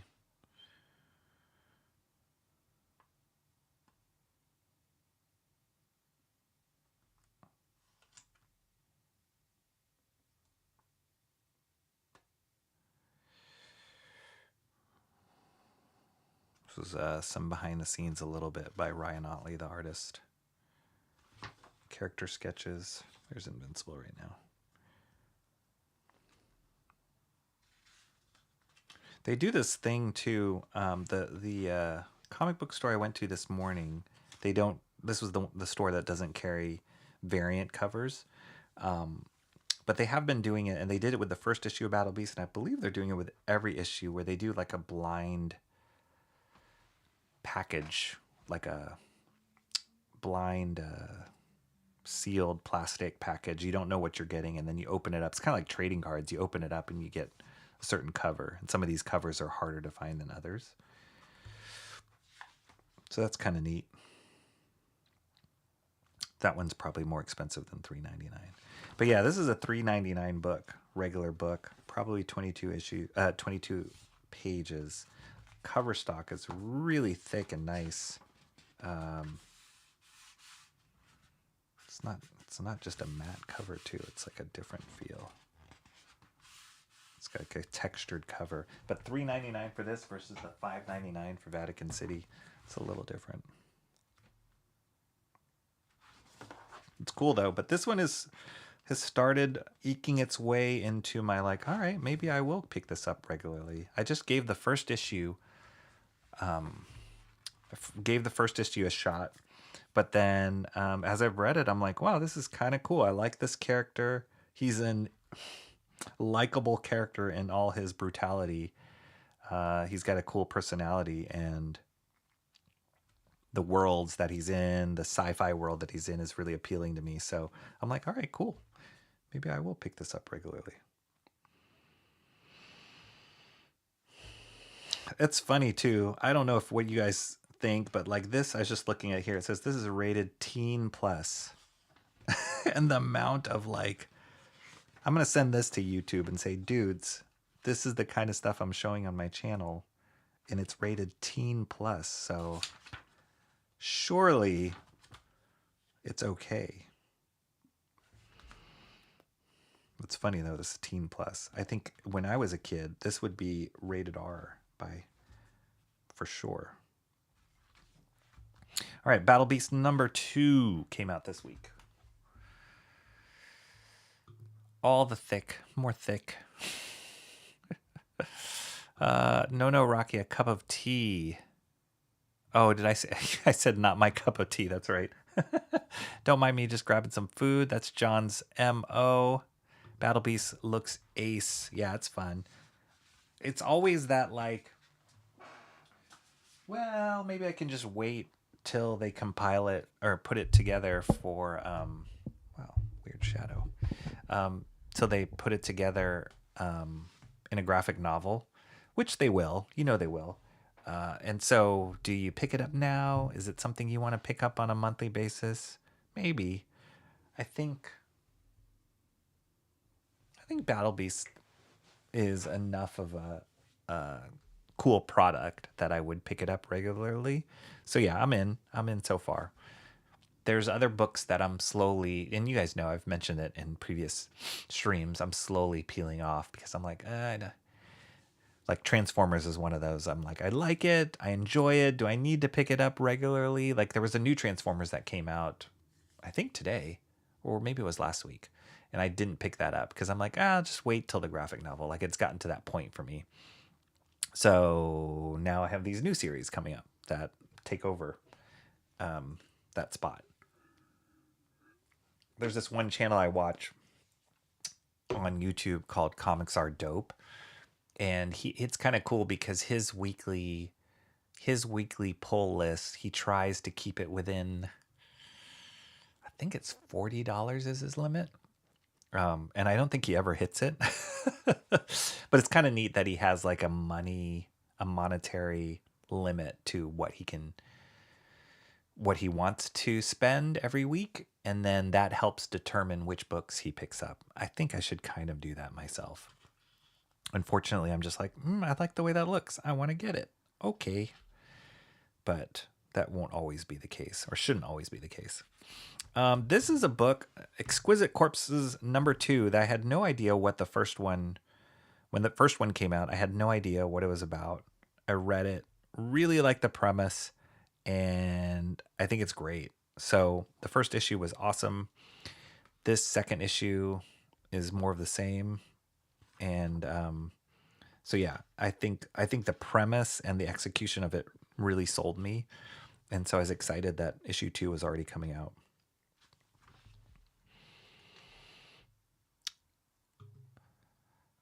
Lindsay Rose says the brighter colors. Rocky's on the bloody books today. I know what's going on. Wait, let me just double check. This other book, even this independent book, I'm going to share with you guys in a moment. Yeah, maybe. I don't know what happened. I'm trying to think. Are there any books that I have that aren't violent that I pick up?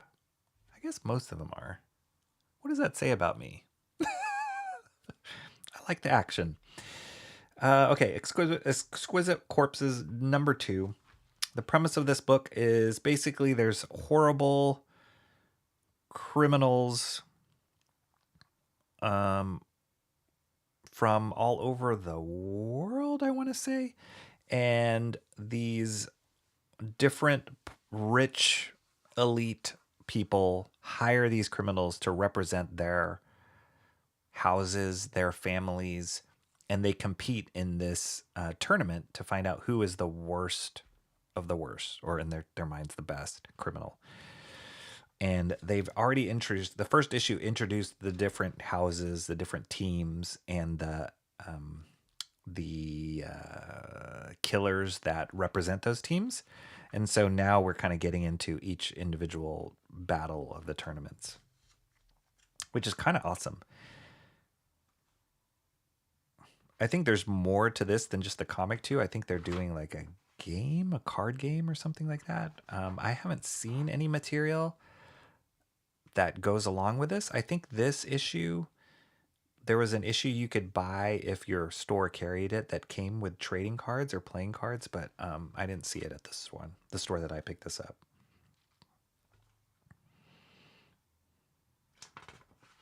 Yeah, there's more bloody stuff. Jeez Louise.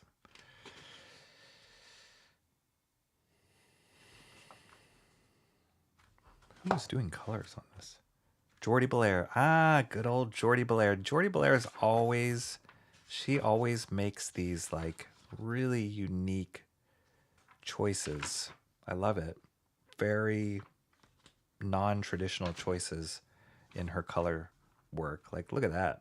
Just going all out black and white here is such a cool choice to be like stark lighting.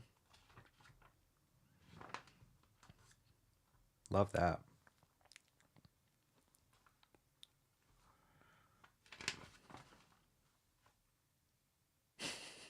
Creepy.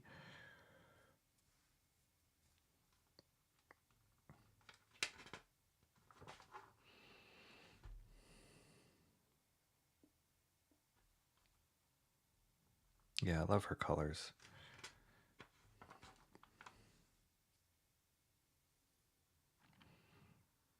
Kind of similar to the colorist on that Batman Batman and Robin Year One. There's like flat color, but there's a texture that she puts into it that just adds something to it. And again, similar to Chris Samney's work, works really well with this artist, whose name is Mariana Ignazi. Is that the same artist on the first one?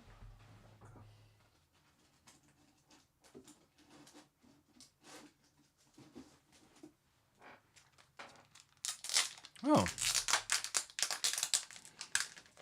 Might not be. This was the first issue, if you guys remember.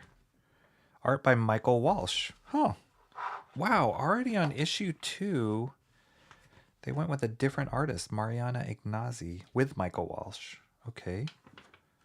Wow, I wouldn't even have noticed that.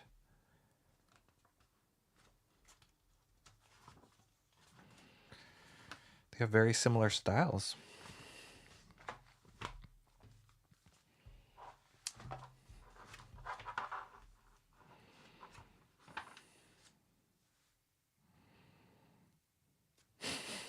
Okay, a lot of violence going on.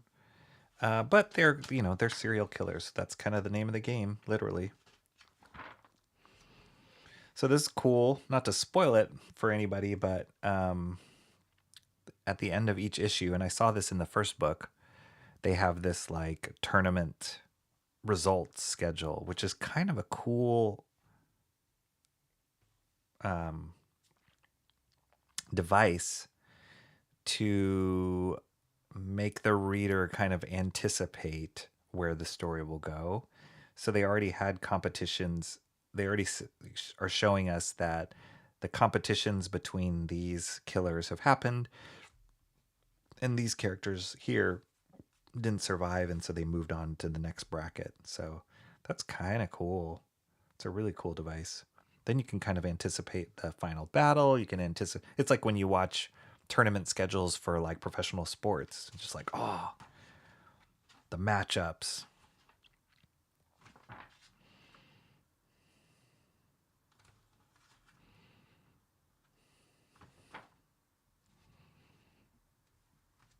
Oh, okay. So they haven't, I guess they haven't released the game yet, but I guess they're making some sort of game about it. See, this one's rated M mature. And that Battle Beast was rated T+, teen plus. I mean, there's some language in this book. They're more serial killers, and the Battle Beast book was more of a sci-fi adventure, so maybe that's why. Anyway, there we go. Exquisite Corpses. It's very interesting, very unique concept, and cool execution for a comic book. So I like it, and I'll keep picking this one up. This is another one that's moved its way into my regular pickups, so I'm pretty excited about that.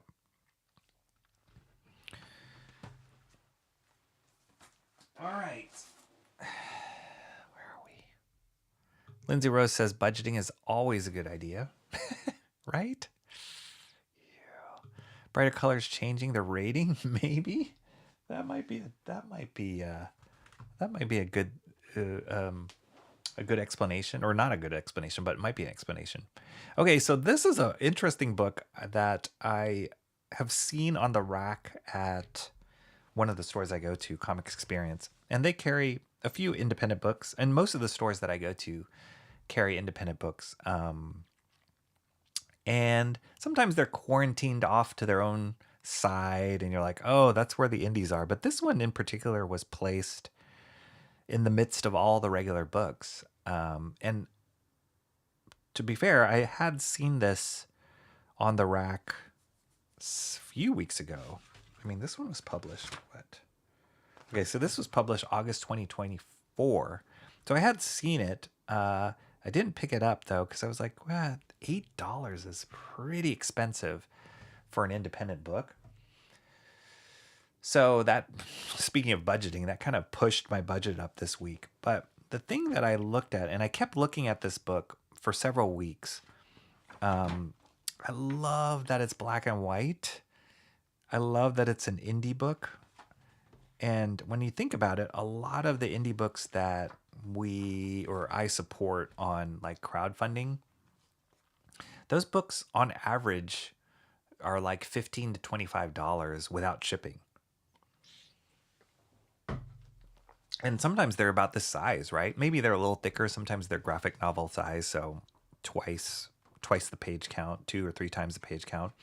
But there have been books that I've picked up that have the exact same page count as this one, exact same delivery, even the printing very similar. And just because they're crowdfunded or I found them through crowdfunding, I was willing to support the creator at like $15-$25 range. So this one was like $8. Yes, it is pricey. It is the most pricey book I picked this week. But looking at the art, I was like, this is cool. Like, this is a cool indie vibe to it.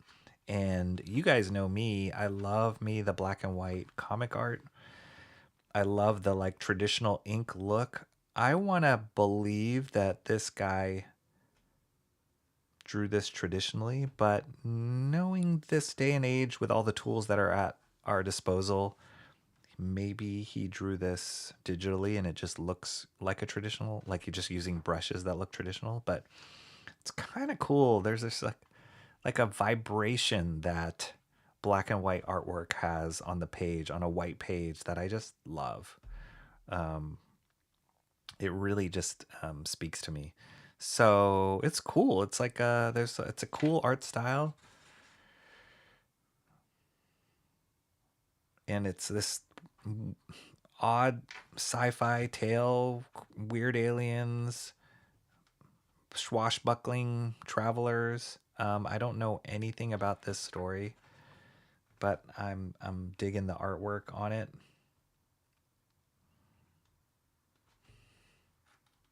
I love the like cross hatching and the shadow work. Yeah, it's just fun. And there's a bunch of indie books out there on the racks that I'm like, ooh, that artwork is like nah. But this, this is solid. If I would even go as far to say, if this was colored, I almost wouldn't pick it up. But because it was in black and white, I was like, wow, that's really cool. It feels indie. It feels independent to me, and I love that. Like if the whole book looked like this, yeah, I don't know. I mean, it's cool, but I love the black and white feel to it.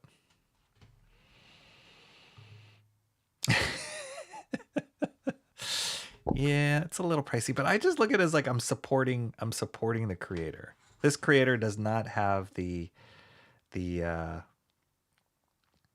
resources that somebody who's working for Marvel or Image or DC has, the distribution of. He's just locally producing it. So this artist, writer, creator, his name is John Burkett. I actually should have looked at his website before, John Burkett Studio.com. I should have looked at it before the stream to find out more about this guy. But I'm assuming, I mean, I could look at it right now. I wonder if he's a local guy.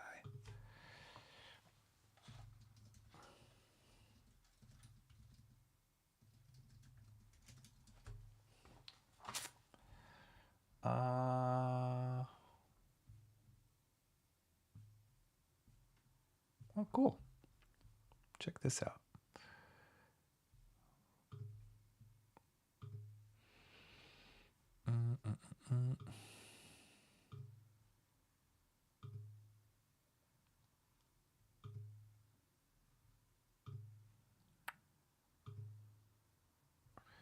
This is stuff right here. John Burkett Studio. Yeah, it looks like he just does yeah, it looks like he draws on paper. Yep. 11 by 17 ink on Bristol board. That's cool. There you go. He's doing it. How could I not support that?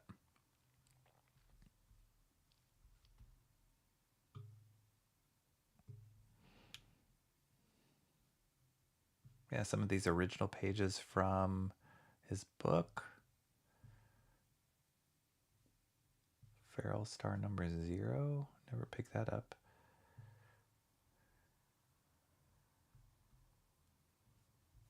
So it's cool. It's funny because a lot of the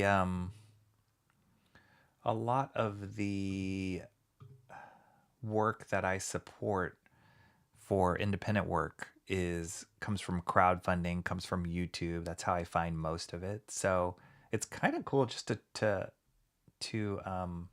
find this guy's work just by walking into a comic store.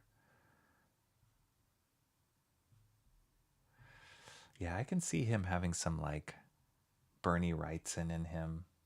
Feels that way with his ink work. Doesn't have a, there's no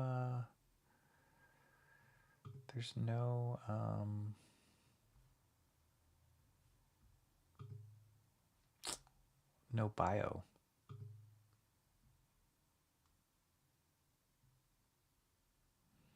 I'm a comic book. Oh, he lives in Portland. Okay. Member of Helioscope, a cartoonist collective. Oh, there's the dude right there. All right, Mr. Burkett, Portland. That's cool. Found your book, dude. So, oops. Yeah. So we'll just flip through the rest of this. But just, yeah, it just seems like some sort of sci-fi adventure. Somehow he got it in the hands of Comic Experience, and they're carrying it on the rack. So good for him. I even love how it's like hand lettered. Like there's just something about that just that just speaks to me. I think it's hand lettered. Yeah, it looks hand lettered. It just feels like very traditional, like a book, an independent book that I would have picked up in the 90s.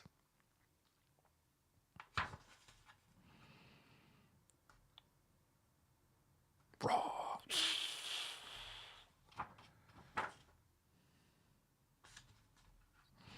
It's definitely got something for lips.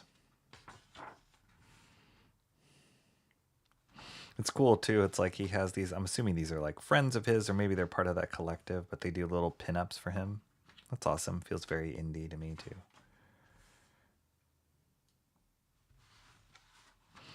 Like a lot of the independent books you find, they look like this, which no fault to this guy, but it's not the level of artwork I would pick up a book.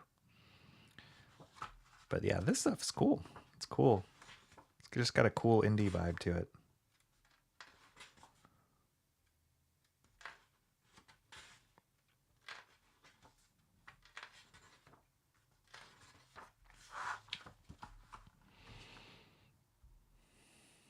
Do some stores do discounts? Sometimes, usually so from what I know with at least the local stores that are here, what they'll do if they carry, they're pretty supportive of independent artists, and what they'll do is they let you set the price. It's kind of unique that he put the price on here. Sometimes you'll just like go into the store with your book and they'll say, how much do you want to sell it for? And you're like, $5. And so what they'll do I think what I've found more often than not is they'll split it with you. So if you sell the book, say it's $8 and it sells, they will give you $4 and they will keep $4 for themselves or something like that, like either a 50-50 split or a 60-40 split, something like that. So it's just up to you. Like if you need to make more on that book, then you'd obviously charge higher to accommodate the split. And then if it doesn't sell, they'll either give you a warning of like, oh, we're going to put it in our dollar bin, or we're just going to give it in the giveaway bin, or do you want to come and pick it up? And I've seen that done before. So yeah, it's hard to get noticed in a local comic store unless they're really pushing you. Like, so if they have you do a signing or a presentation, or they really highlight your book, it's hard to get noticed at a local comics book store because you're competing with Marvel, DC, Image, Dark Horse, all those companies, the bigger companies. But you just got to get to know your local store owners, and hopefully they'll promote you. Otherwise, I think the best bet, or the most success I've seen, is YouTube, Kickstarter, Indiegogo, all those kind of things, the crowdfunding model. I think that's the best way of getting independent books out there and reaching a wider audience, right? So it's like, not only are you limited to a local comic book store, you're limited to that local comic book store radius, their local radius. When you do it independently and you're on YouTube, you're online, you're doing it, you could reach the whole world, right? So yeah, there's pros and cons to it. I think if I were to do it, when I'm to do it, release some sort of independent book, I think I'd want to do like a two-pronged approach of releasing something online, but also teaming up with a comic book store here. And as I build the relationships with them, just trying to say, hey, can I do a show at your store? Can I sell original art at your store or something like that? And see if they would be in on that. And I would think that most of them, at least the ones that I know better than would be willing to do that. So we'll see. It's all a grand experiment. But I'd say this guy in particular, I'd say the quality of his artwork stands out to me for an indie book, a self-produced indie book. It's cool. It's got a good look to it. It doesn't feel mainstream. It feels very independent, but it's got, it's got a good feel to it. And hopefully the story's good. We'll see. Interesting. I've not thought of signings for comics, but that does make sense for locals. Yeah, I mean, I've seen tons of stores do stuff like that and push local artists, and it's always fun to meet your audience. It helps build the awareness of you as an artist and of your work. And if you had a name, if you were experienced and you had a reputation, for sure you'll get a bigger audience. But I think that's part of the beauty of local stores, that they can promote local artists. They can promote people that don't have the resume that a seasoned professional would. But it's kind of like a niche within a niche within a niche a little bit. And I think the YouTube crowdfunding way is more of the way to go to reach a broader audience. All right. Well, where are we at? Well, that's not too bad. I think that... let's look at a couple things from the library, as John was saying, and then we'll wrap up here. Ooh. So I finally was able to grab this version, or find this at my library, availability at my library. This is the V for Vendetta 30th anniversary. This is like one of those books that goes up there with, that a lot of people talk about when you the conversation is, what is one of the greatest comic book stories, blah, blah, blah. And this is up there when people talk about The Watchmen, Dark Knight Returns. V for Vendetta usually is part of that conversation. As a kid growing up, though, the artwork never really grabbed me like a Watchmen or Dark Knight Returns. It always... just kind of left me a little wanting. And so I never really decided that was a story for me. So now as an adult, I'm like, okay, I need to read this. And I saw the movie, and I know it's based on this story, this graphic novel. Alan Moore is obviously a great comic book writer, a legend. So I thought I'd give it a go. And I haven't read it yet, but I did finally get it from my library. I always thought as a kid that this was like the Joker, but I know he's not. But yeah, there's just something about the artwork. David Lloyd, I believe he's a British artist. There's just something about the artwork that never clicked to me. It might have been the colors too. If this was black and white, I don't know. Yeah, there's just something about it that didn't totally click with me. But like, how many times do you see this mask? This mask is like so representative of revolutions or anti-establishment, is the V for Vendetta mask. Yeah, these colors, I don't know about these colors. I feel like this should be, They should do another version of this book that's all black and white or that's colored differently. This coloring just feels like it was like... Did David Lloyd do his own colors? Yeah. Oh, no. David Lloyd, Steve Wood. Yeah, this coloring always just felt like it was colored with like the water you clean your watercolor brushes with. It didn't have enough impact. It's like too light, too washed out. It didn't do anything for me for lighting, for emotion, for mood. It was just kind of like, eh. And I think this story is so moody that that the color needs to follow suit a little bit. I don't know. Boy, there are a lot of words, though.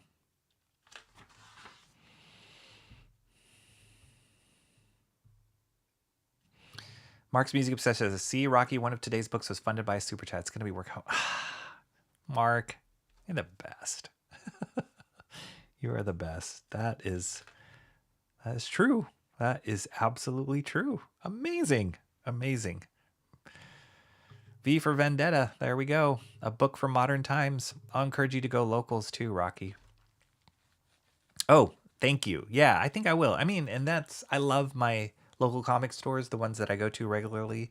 I think most of the owners that I've met have been super cool and super supportive of what I've been trying to do, like with YouTube at the very least, so I could see them being open to it. At least a couple stores for sure being open to doing something if I produced a book to be doing something. So that'd be awesome. I can't wait for that day. Like this kind of coloring has more impact to me.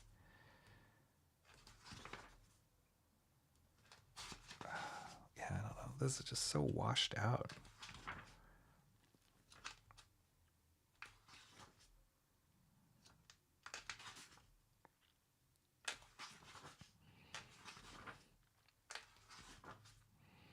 And it's also probably when this came out, I was it's definitely my mindset was like superhero books. And this is not a superhero book by any stretch of the imagination. So maybe that's part of the lack of appeal for me when I was growing up. But I think it's due time that I sit down and read this because I'm sure it's a good story. At least comic form is a good story. I like the movie.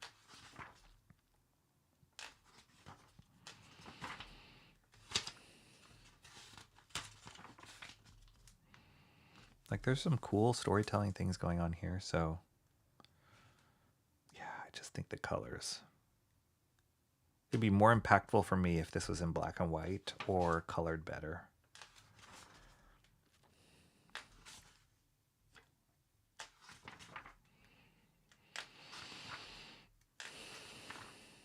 Like that's cool.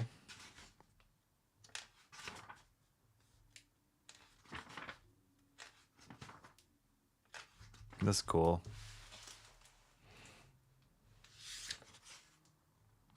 That's a cool like comic thing. I can only do that in comics.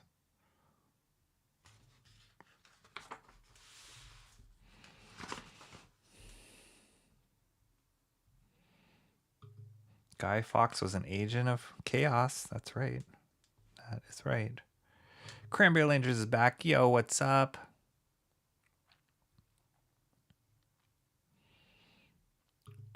There's a surprising amount of graphic novels at Lau. What's up, Alan Lau? He's still there. Yes, Alan, and you know me. I'm constantly going to the many libraries that are in the city and just scouring for the next book to read. So this one I got recently, and I'll show you the next book. I'll flip through a few more pages here and I'll show you guys the next book that I just got from the library. And I wasn't looking for it, I just saw it. That's the fun thing. It's like, oh, cool. I wouldn't normally pick this up, but because it's here, I will. And it doesn't cost me anything.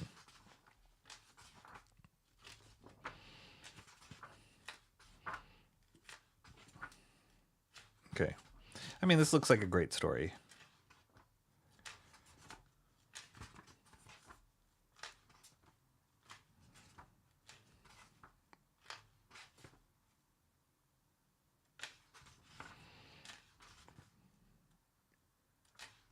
I just think the coloring just doesn't. Oh, look at that, Les Mis. The coloring, like, that's cool.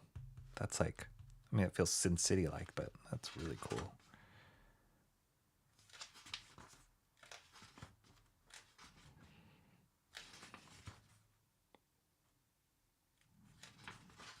That's cool. Seeing it in black and white, that's awesome. On the left here.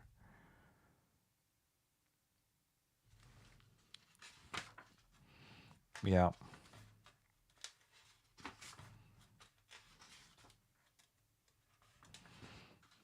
This is the cover that I thought as a kid. Oh, it's a story about the Joker.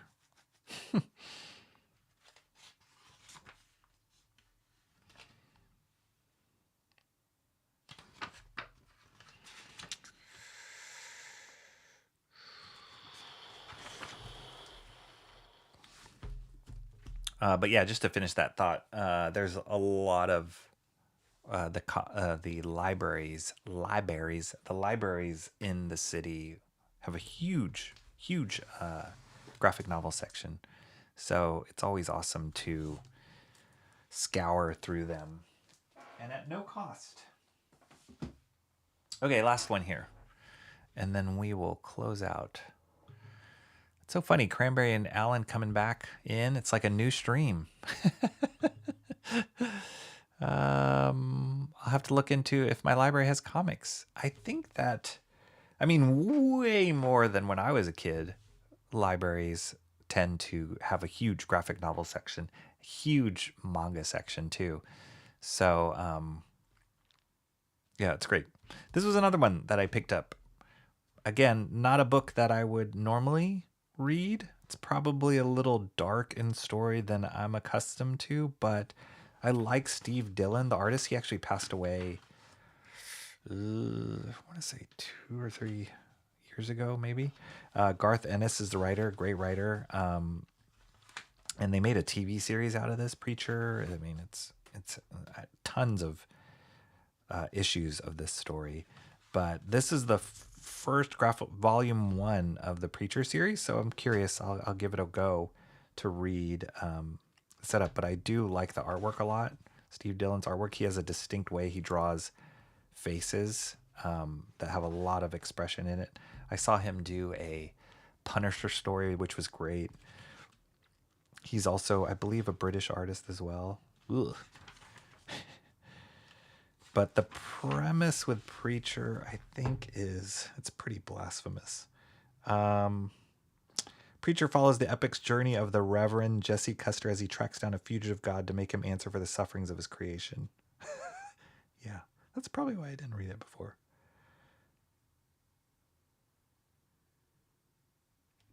So it's kind of the supernatural, dealing with the heavenly realms kind of book in a blasphemous way.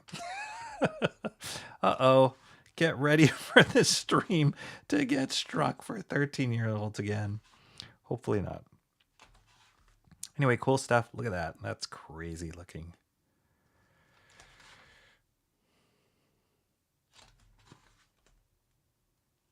Matt Hollingsworth is colorist. No wonder why. He's a great colorist.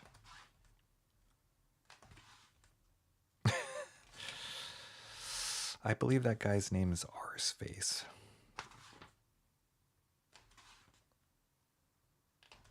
Yeah, Garth Ennis tends to tell a lot darker stories.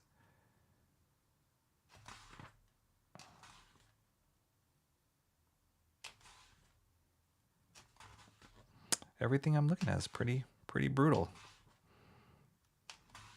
What is going on? Now that you guys called it out, now I'm doing wrong here. Oh boy. Okay, we'll flip fast through this. Definitely mature story.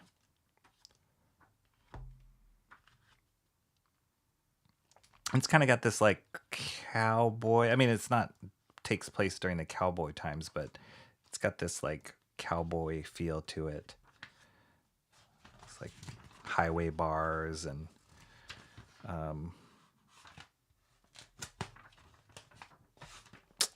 yeah. Pretty controversial. Cranberry Langers. What the? Thank you so much, Cranberry Langers. Ah, that is very, very, very, very generous of you. You guys are...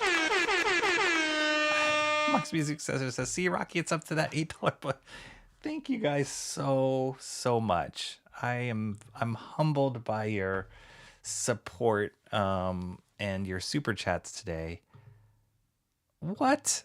Alan Lau? Thank you, man. You didn't have to do that. None of you guys had to do that. That is super generous of all of you. I don't even know what to say. I'm taking it back. I wasn't even prepared for that yet to happen. Like I said, with all the like back and forth with YouTube and the YouTube chat and trying to figure out what was going on with the channel, I have not even prepared that we're at a different stage now. So you guys are jumping the gun, but I am so grateful for these super chats. You guys are amazing. Thank you so much for that. Alan Lau says, story's good. Agreed on the art. Movie was ahead of its time. Yeah. V for Vendetta. Yes. I agree with you on that. It's not a bloody mess. V for Vendetta got the authoritarianism right, but from the wrong political direction. Yes, for sure. I mean, I have to read it yet, but from what I remember of the movie, yes, you're absolutely right. I think that an interesting story nonetheless, and worthy of reading, and kind of, regardless of your political views, reading stories and kind of being exposed to stories from whatever perspective is a great way to either challenge your views or also reinforce the views you already have. So I think it's all worthy stuff out there to check out. I wish I could pick custom super chat amounts on my iPhone, but it's slide with specific amounts. That's why $4.99 instead of $5. Very tricky, iPhone. It's like when they say, when you go to a restaurant and it's like, oh, leave a tip. Here, your choice is 18%, 20%, 25%. I'm always like, other. I mean, if the service is good, I will default. But if I go to like a coffee shop, I'm not giving you a $6 tip or whatever on my coffee. Wow, Preacher, I watched the TV show. Was the TV show good? I didn't watch it. I've always known about Preacher. I don't know anything about any of the stories, but when I saw that in the library, I was like, all right, I'll give it a go. It's like, it's not a book I would pay money for, but if it's right there in front of me at the library, I'm like, I'll give volume 1 a shot. Although it does seem a lot more mature than I was thinking it was, but what was I expecting? Most libraries do, Lindsay Rose, either in the teens usually or straight fiction. Yeah. I never finished the Preacher show. I like the first season overall. Nice. Wasn't that what was the name of the actor in that? That's not Carl Urban, was it? I can't remember. Some kids, young teen sections. Yeah, for sure. And I'm always scouring both. Sometimes some books I find that are missing, I still have to figure out why this particular library does it. Sometimes like you would think, okay, in the adult section is most of the mainstream books. And then in the kids section or the young adult, the teen section is like, gosh,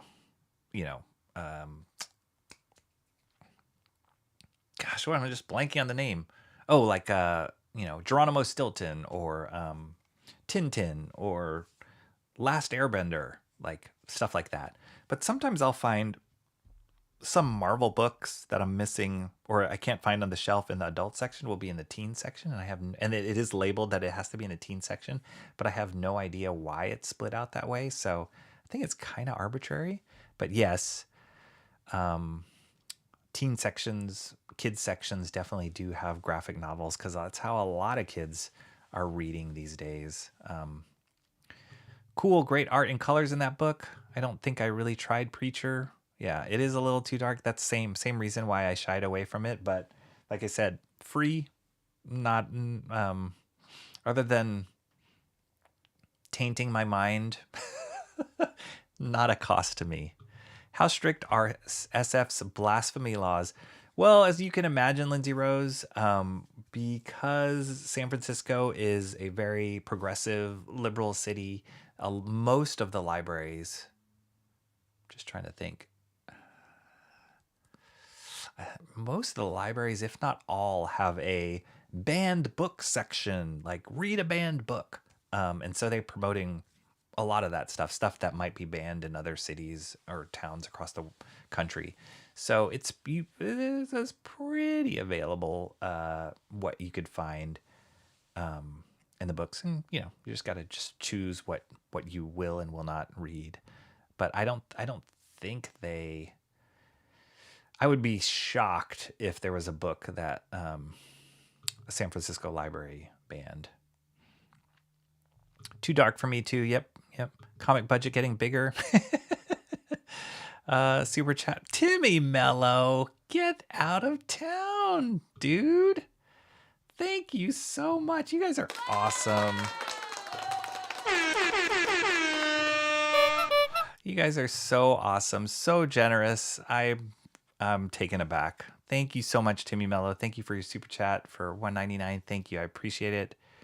I appreciate it so much. All of you guys have been a huge part of how I've gotten where I have gotten, which is kind of bananas if you think about it, like how this community thing works and viewership and likes and subscribers and chats and all that. It's really such a weird economy, but you guys have helped me so much do that and also have kept me going. Like when I think about, gotta stream, gotta think about what I'm streaming today, like I think about the chat and I think about the conversations we have and all the laughs that we have. So thank you so much, not just monetarily, but just being here and supporting me with the conversation. It's awesome.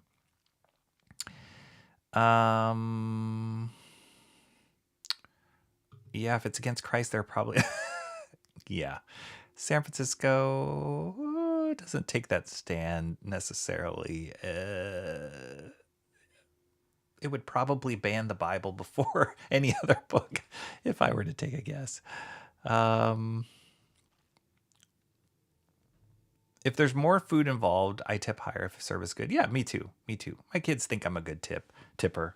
But I always laugh at when they're like, I've been at some restaurants where the starting tip was 20% and then it went up as high as, I want to say like 30 even. I was like, what?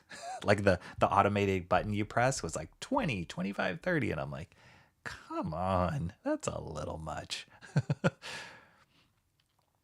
Tintin is awesome. That's one that I haven't looked at closely. Maybe I should do that on stream one time. Tintin, and I'm not that familiar with Tintin stuff. As amazing as it is, I was never like a big collector of Tintin stuff. So our libraries do carry quite a bit. I've seen quite a bit of volumes of Tintin, so maybe I should look at that. I should probably look at Tintin before I look at Preacher. Awesome one. Yes, that's awesome. Always keeping it real. Awesome one. How are you doing? That's how he's doing. Homemade lasagna is almost ready. Good for you. Wait, you make apparently awesome one. Isn't that amazing? Awesome one was there knowing when I had no money to make. And now here we are. Rocky is a YouTuber. Oh my gosh. Man, I've been away so long. We have new mod. Yo, Lindsay Rose. That's right. Awesome one. Where have you been, man? Where have you been? Been hiding out. Been running away. We've missed all the great conversation you've brought to this channel. True, there are some places that are too high to start. Yep. I'm always looking for the other button. Unless I'm too lazy with that tip. I'm always looking for the other button. Or, sorry, if you didn't do anything. If I'm just picking up, that's the other thing. It's like when you go like pick up for takeout, and then the starting tip is like 18%. I'm like, come on, no tip.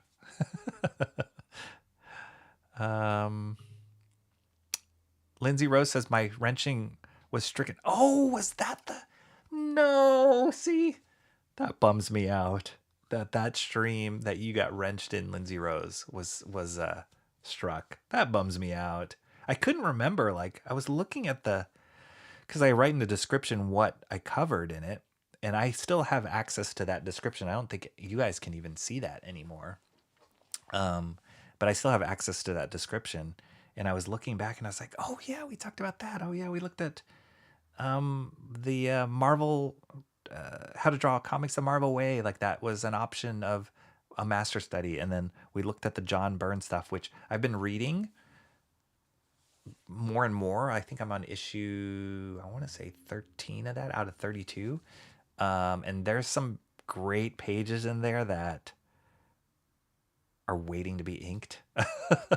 So that might be happening soon. We'll see how that fits into the master studies. All that to being said, yeah, I was kind of bummed that that's, as far as I know, that I can't see that stream anymore. So totally sucks. I don't get on YouTube streams until 9 p.m. when mom goes to sleep. Oh, dang it. Maybe I have to start streaming later nights. Yeah, we'll see. That might happen too. A lot is changing. So one of the best streams got kaput. One thing that I did mention as I wrap up here, one thing I did mention at the beginning of the stream, because this stream is now YouTube partner monetized. Woohoo! Thank you all for the super chats. Because that's happened, we hit the subscribers. We're at 572 subscribers. We hit our watch hours, all that kind of stuff. There's a lot that I have in the works that I'm planning to up my game, for lack of a better word or phrase, for this channel. So I mentioned this at the beginning, at the top of the stream. Probably the first week of July, I'm going to try and plan some sort of special show that will highlight some of those things, and kind of hopefully I'll have set in place what does subscriptions look like, or paid subscriptions look like, and what do super chats, what can you get if you're a member, and all that kind of stuff. You got to make it worth it for the subscribers. So I'm working on all that now that I got some clarity from the YouTube gods as far as what happened to my channel the last couple weeks. But that will come into play probably the first week of July. Will give me enough time to get ready, to get things situated and set up. So stay tuned for that. We're going to keep going every week as long as we don't get struck. Every week with My Wednesday Comics. I'm not totally ready with the master study yet, or what I'm going to do for the master study, to be totally honest. But if I don't start that soon, like next week, then I will probably hold off until July, the first week of July, to kick that in again. We'll see. Still got to work that out. But that's where we're at. So definitely keep your ears open, eyes peeled for first week of July for something special, something new on that. And yeah, I'll be in touch with you guys soon about that. So, or I'll get an announcement ready for that and kind of hype it up so that it'll be just something cool, something new, something special, and like a refresh on this channel just to get us to the next level of where we're going. What in the heck? Jonathan Jetty Art, my man.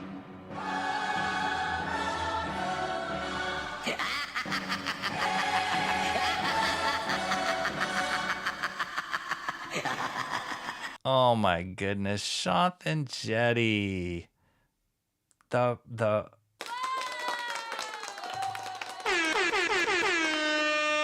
what else we got here? Jonathan Jetty. Oh my gosh, my brother is here. Thank you for showing up. Thank you for that super, super, super generous super chat. What a day, you guys. You guys are amazing. Thank you so much. I really appreciate you guys plunking down hard-earned money for the sake of this channel. I'm speechless. Thank you so much, Shanth. Shanth, you guys can blame Shanth for all this.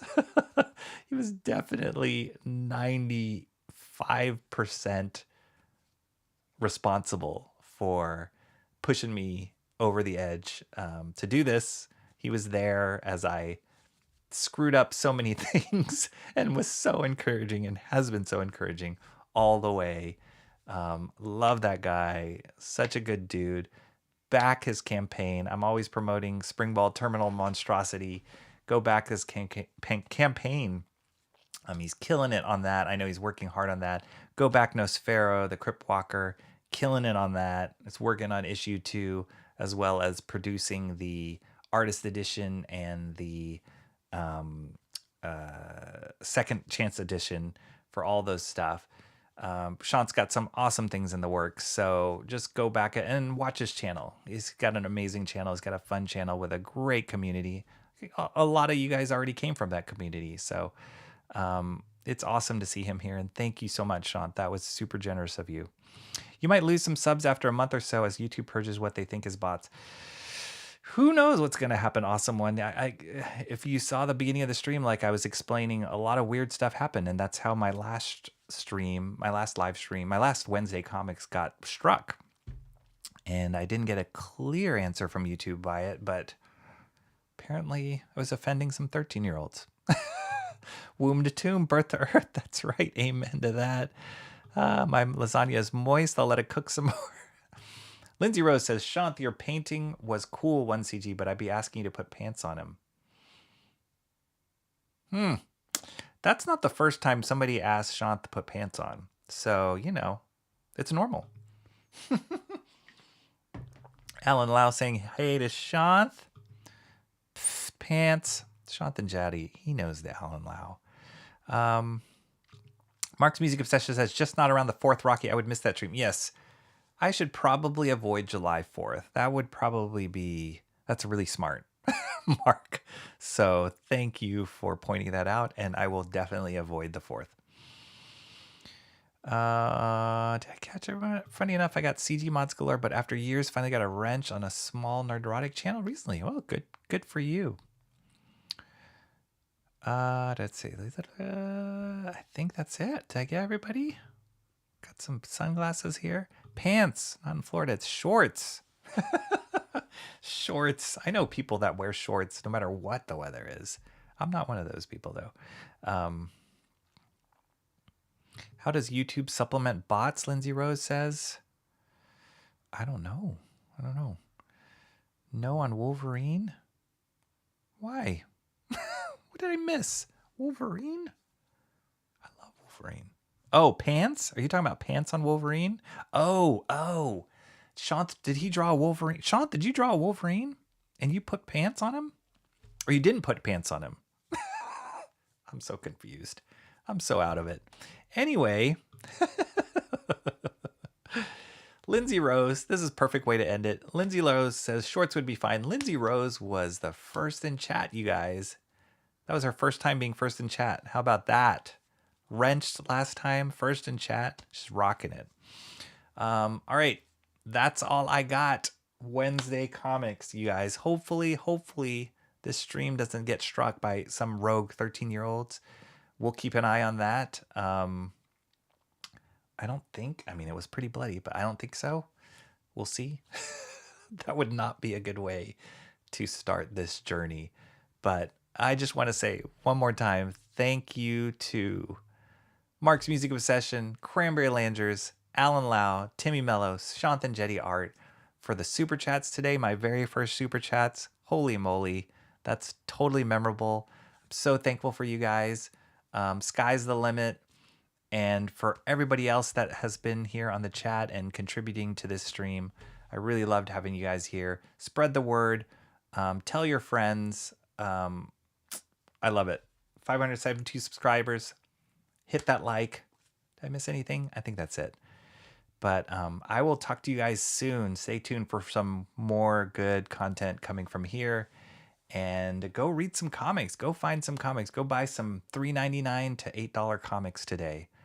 That will make your Wednesday. That'll make my Wednesday, and that'll make the rest of your week. Mark's Music Session says it was fun, Rocky. Happy for the channel progression. Thank you so much, my friend.